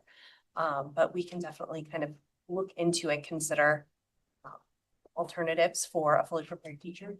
However, fully prepared teachers do also have some expedited pathways into getting their authorization to obtain the full authorization.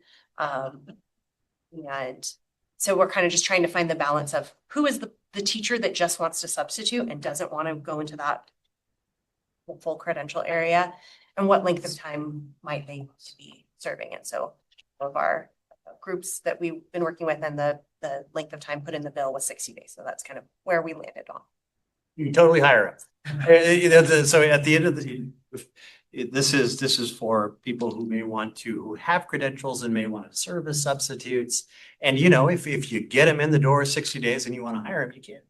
And if they don't have the appropriate subject matter, then Senior Director Scooble mentioned that we've got a thing for that. It's you know, and so I think that's the idea is there needs to be a threshold that differentiates a substitute regardless of their preparation and the teacher of record who's committing it in the classroom. That's a great answer. Thank you. I appreciate that. And then just a couple of comments. One is State Superintendent of Public Instruction had sponsored SB 765 a few years ago to increase flexibilities around retirement. Retired teachers back in as another prong to that the impact of the teaching shortage.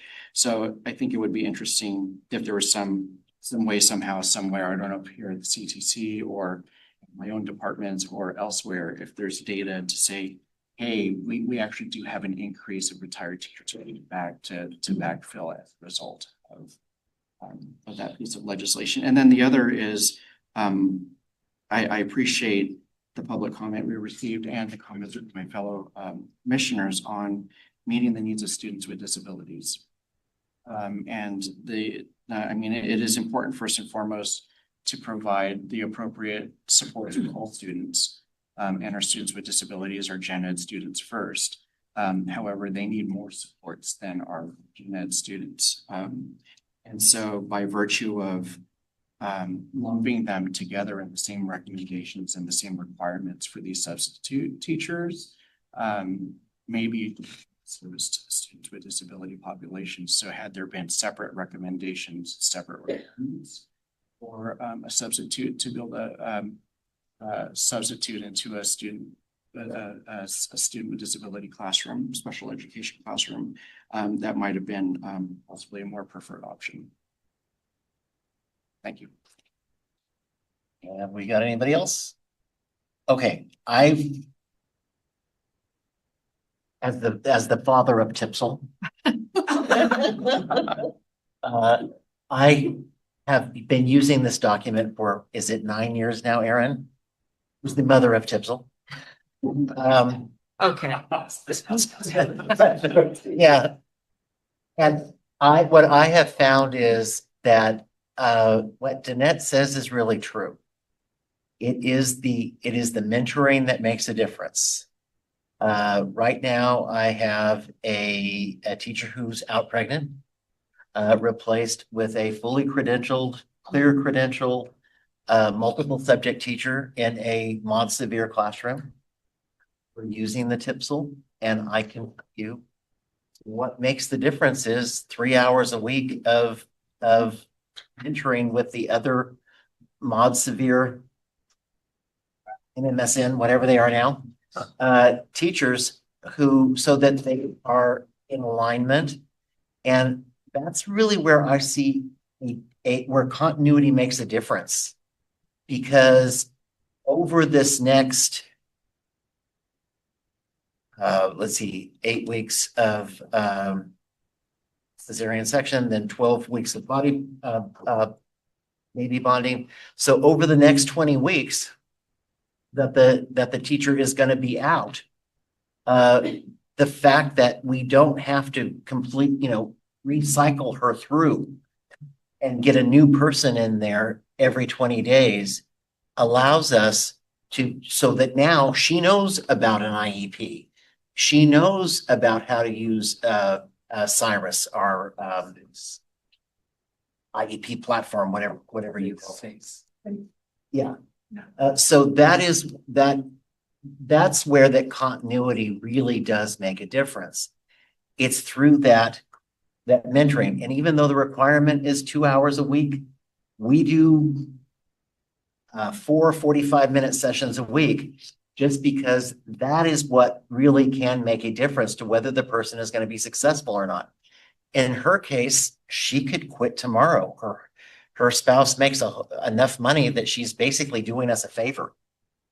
So I think that where I see the difference is really not so much with the orientation, because yeah, that's nice, but it's that day-to-day having somebody who is in the room next door that has the same issues that you have that can walk you through them. And I think that is where that you have that real hands-on learning as you're going through.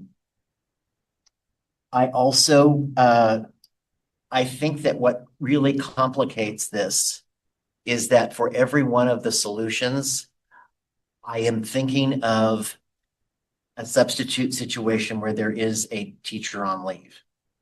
And for me to get my head around what are the implications of all of these different options when they are the interim teacher of record is really difficult.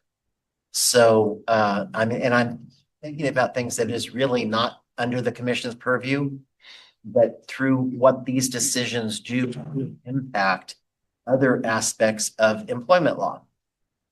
So what my suggestion would be is that we move forward with what we have and give us more time to think through what are the implications of what it is we're doing. And I see that the chair has her hand up. Thank you. I too want to thank Chief Deputy Director Abraham and Senior Director Schoolbow, and make sure I got your title right.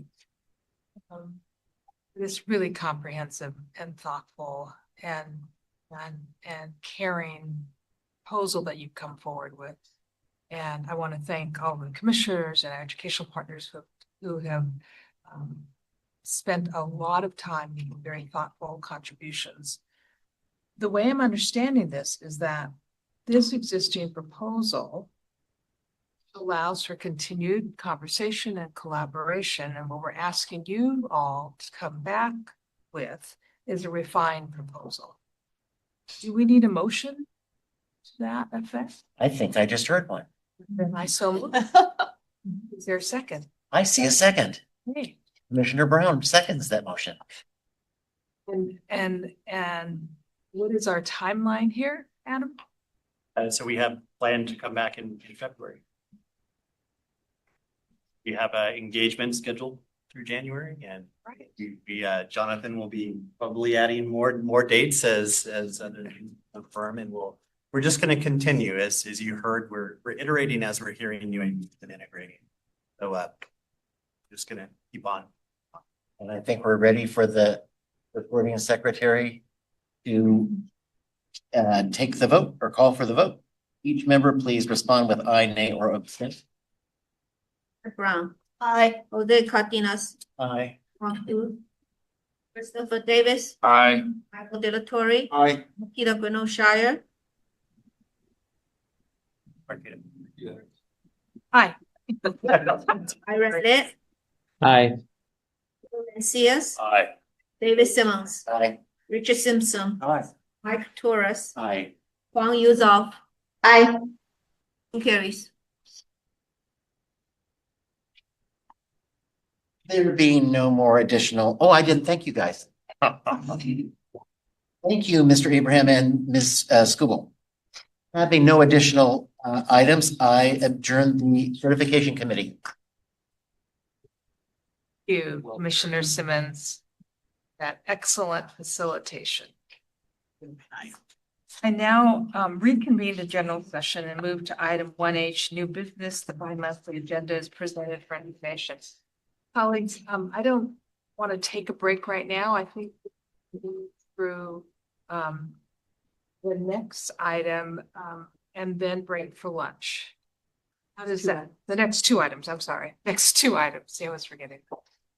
And then break for lunch. Next on the agenda is audience presentations. Please notify the meeting moderator by submitting a request card or clicking on the raise hand icon. If participating through Zoom or pressing *9, if participating by phone, all comments are limited to 2 minutes per speaker. Recording secretary, are there any audience presentations? Audience presentation. Item 1L is the executive director 2025 annual evaluation. Dr. Sandy asked if she could step away from the table, but I'm asking her to stay right where she is. As uncomfortable as it may be. Face the mute. And it's sweet music. It is sweet music, Michael. Oh. Day ain't over.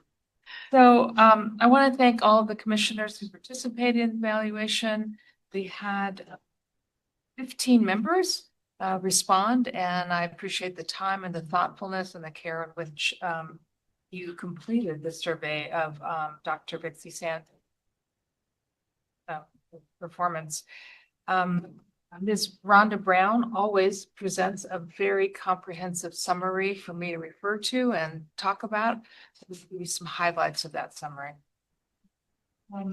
As you know, the competencies that we were assessing included Mary's understanding and demonstration of vision, mission, and strategy, achievement of results, people management, program management, her relationship with both commissioners and staff, commission meeting management, her relationship with our external partners and public image, and then other expectations as they come about. We were asked to provide 3 major strengths as a leader and possible areas for the development of skills or knowledge. And the competencies were assessed, as you know, using a scale reflecting extremely satisfied, very satisfied, satisfied, somewhat satisfied, not satisfied, and cannot assess. Dr. Sandy's evaluation reflects a very, very favorable assessment of her leadership this past year. The majority of her performance ratings and comments are extremely satisfied and very satisfied. Her greatest strengths include program management, vision, mission, and strategy, achievement of results, commission staff relationship, and external liaisons and public image. And it's probably perhaps that last characteristic where Mary's competencies in external relationships and public image has been tested this past year, given all the complex work that the commission has been engaged in. And she came out as a shining star. Are you squirming yet? So we also asked commissioners to provide some comments. I'm not going to read all the comments. What I did is I went through and I highlighted some that just really stood out to me. True visionary, clear in regards to priorities with clarity and momentum, which I think is particularly important this past year. Mary has a tremendous historical and procedural knowledge that really informs our work on a daily basis.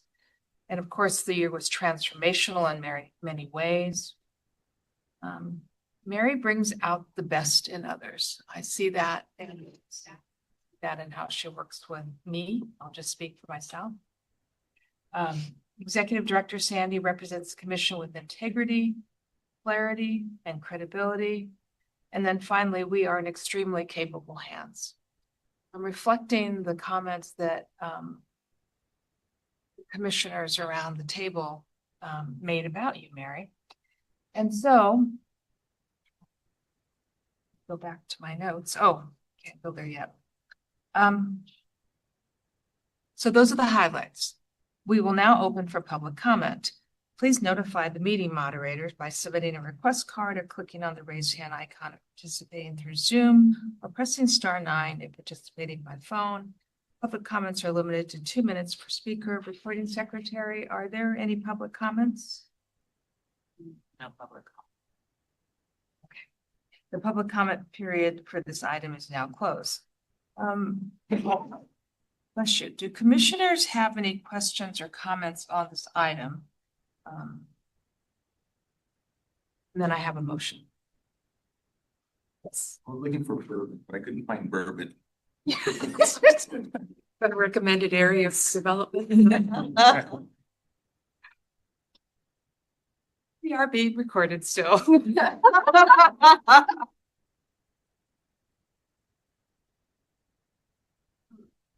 Yes, I'm sorry. Yes. I was just to say that I have worked with Mary for multiple years, and I have worked with multiple people in this position, and she is truly amazing.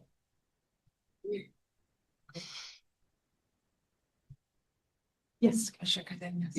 Just always intrigued when we get into certain topics and the historical knowledge that you have. Now you've worked so many different aspects and continue to plug along all these years to ensure that we progress for our students and for our staff. So thank you very much. Yes, Commissioner Davis. We're just gonna keep going. Okay.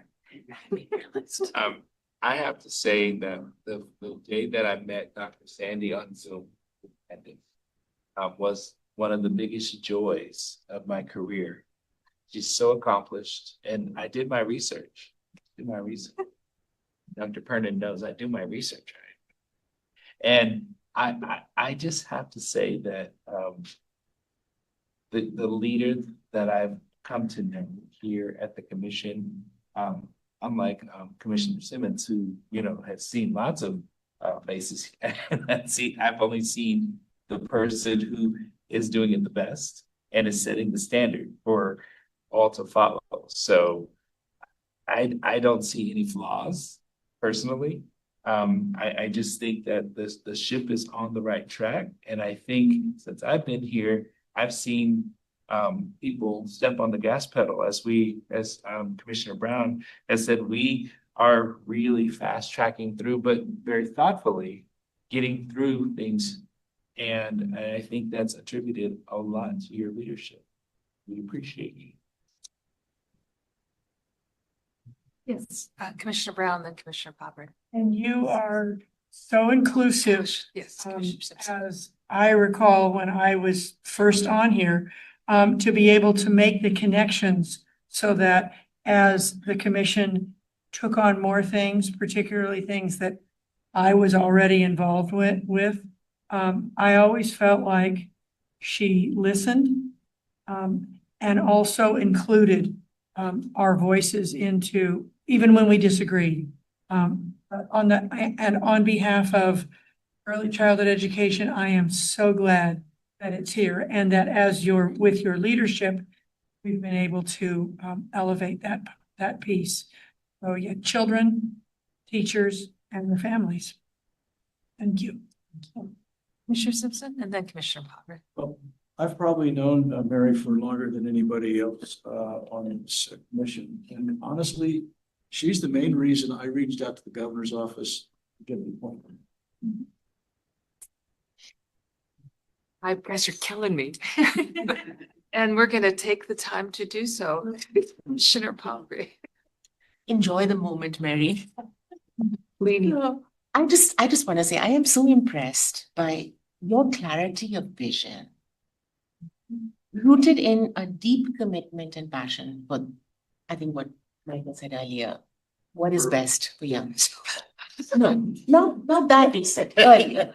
And honestly, I think you're one of the most effective communicators that I have ever worked with in listening, encapsulating, setting a direction. So thank you really.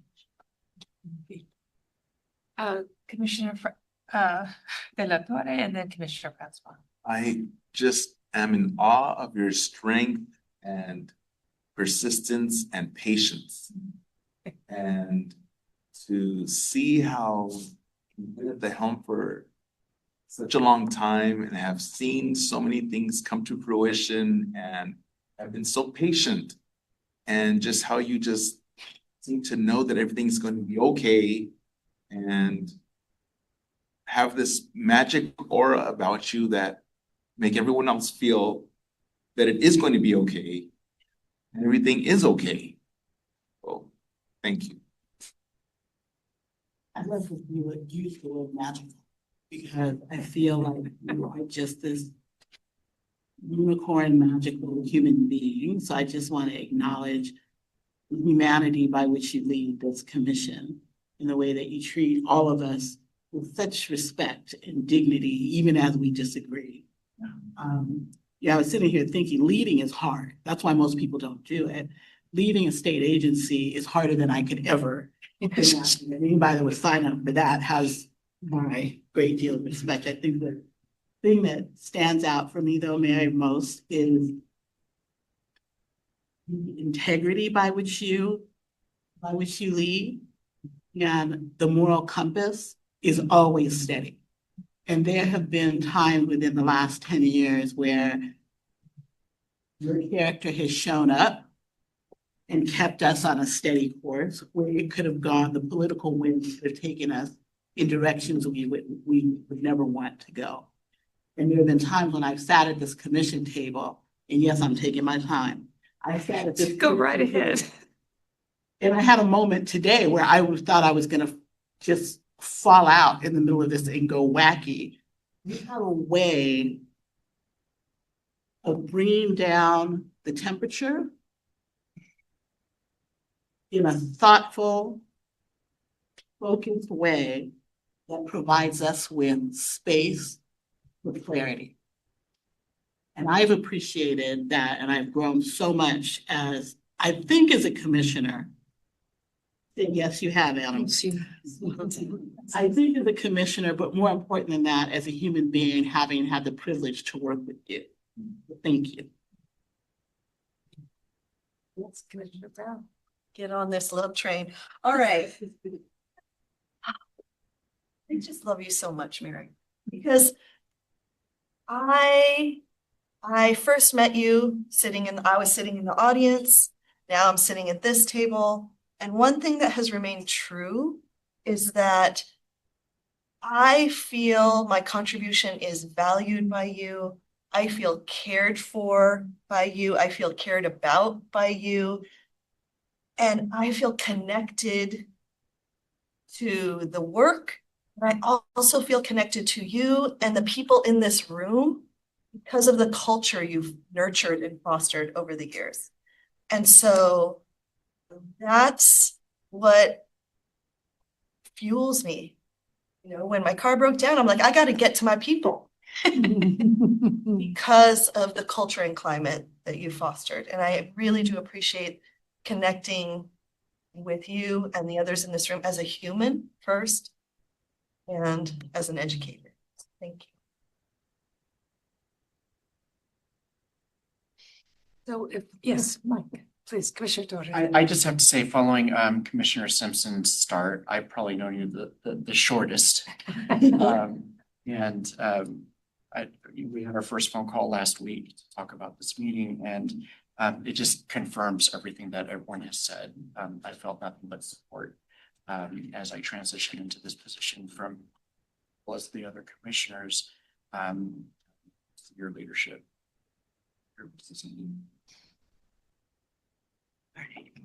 One more, yes, Commissioner Chris.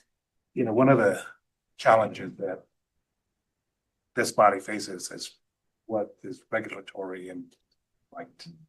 And one of the things I appreciate is that balance of trying to, you know, do that. And you lead by example, and I see the staff always looking at ways that we meet the regulatory requirements, but do the right thing. That is through just the engagement. And we saw that today with some of these items where we want to hear, we want to really get it right as much as we can within the rules that we have to deal with. And so that only happens through your leadership, your leading by example. So I appreciate that.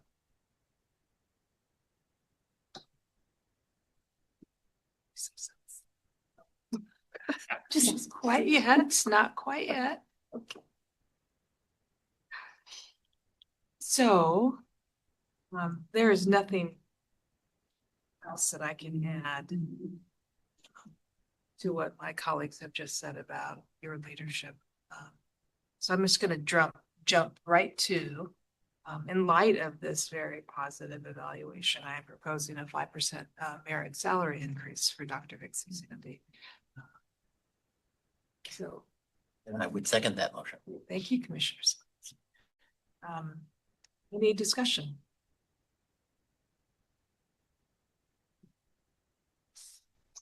Roll call, Secretary. I think we have to vote on this, do we not? Yes. Yes, please. Annette Brown. Aye. Jose Cardenas. Aye. Juan Cruz. Aye. Christopher Davis. Aye. Aye. Gwen Shire. Lalette. Aye. Ruben Mancias. Aye. David Simmons. Aye. Richard Simpson. Aye. Mike Torres. Abstain. Wang Yudao. Aye. Motion carries. Congratulations on a very successful year. Commissioners, this may be the hardest moment of the year for me. I started on November 11th, my 15th year in this role as executive director. And I can't imagine doing anything else than this. And I asked my leadership team to stay in the room for this. Because there's not anything, I can't do anything that is successful on behalf of this commission without a team. This is, you know, I think the best team I've ever had the opportunity. We've made some changes in this last year. This year has really been characterized by some kind of significant reflection on where are we and where do we need to go, where do we need to be. And your strategic plan sets a great map for us, and all of you collectively and individually help keep us on point towards our due north. The hiring of Adam Ibrahim and of Juliet Walleitner has been an amazing boon to our team here, bringing in people who knew us from different capacities, higher education and the larger teaching community. And we're able to come in and join us and expand our thinking about what our work is, how we do our work. I will say Adam Ibrahim is amazing. He is an amazing project manager. The fact that we were able to lift up this year the number of different systems that we're working on for the next 3 years, it's going to be, we may need to add a half day to our meeting or at least go to 2 full 8-hour days to get through all the things we need to get through. But the systems thinking and the project management that he's brought to this has been just a huge way of thinking about our work. Erin Sullivan, moving into the Director of Professional Services, has been absolutely wonderful. Her clarity of thought, her action orientation, the team that she inspires that does so much of our policy work. Sarah Saley, who has been working as our Director of Fiscal and Business Services for several years. It's wonderful to have her at the table. She's constantly got her eye on our budget. She's engaging with the administration and the Department of Finance for us on the regular. She helps us stay in the black. And she does it with grace, and we appreciate that. She's very important to this team. Amarjot Byring, who is our Director of Innovation Technology, one of the quietest and most gracious people in the building, who gets things done for us, and is always thinking. It's not just work. It's not just work rolling forward. It is, how can we do this better? And how can we really capitalize on the opportunities of our technology and our creative thinkers?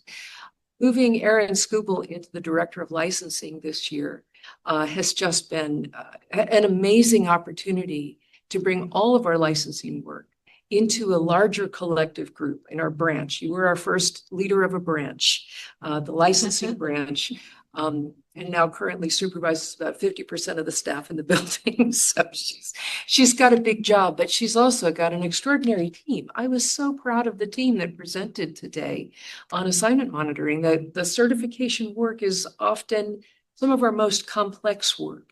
And in both 3A and 3B, the teams took the time to lay the foundation so that you could have a conversation about the complex, deeper work, the highly kind of technical work we do.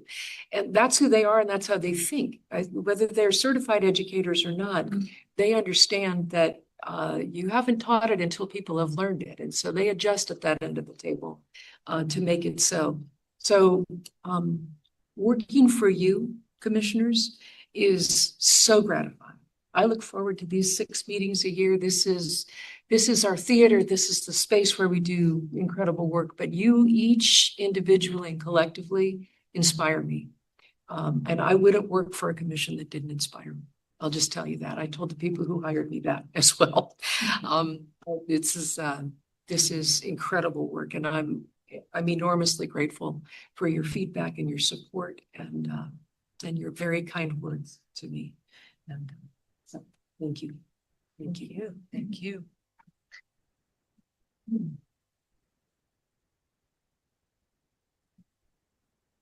So gracious. This was about you, and you pivoted to acknowledging your tremendous staff. You always do that. You always do that.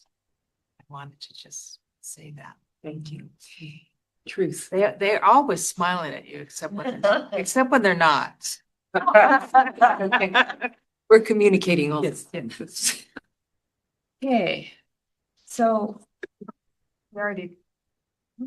Yes, okay. 1J. We are now moving to 1J, nominations and elections for chair and vice chair of the Credentialing for 2026. Harry. All right, commissioners, section 301 of the commission's policy manual allows for nominations for the chair and vice chair to be made orally, open session at the last meeting of the calendar year of the commission. So first question is this: are there any nominations for the position of chair? I will nominate the current chair. All right, I have a nomination for the current chair. Are there any other nominations? Don't need a second on that one. Are there any other nominations? Names we'd like to put in? Hearing none, I will now close the nominations for chair and ask if there are any nominations for the vice chair. I would like to nominate Commissioner Cardenas as vice chair. Are there any other nominations for vice chair? Seeing none, I will now close nominations for vice chair. And so before we open the election, I'd like to ask the nominees for chair and then for vice chair to make a statement. Statement will be followed by a vote for the chair and then additional vice chair. Well, I know I'm standing between you all and lunch, so I'm going to make this really, really brief.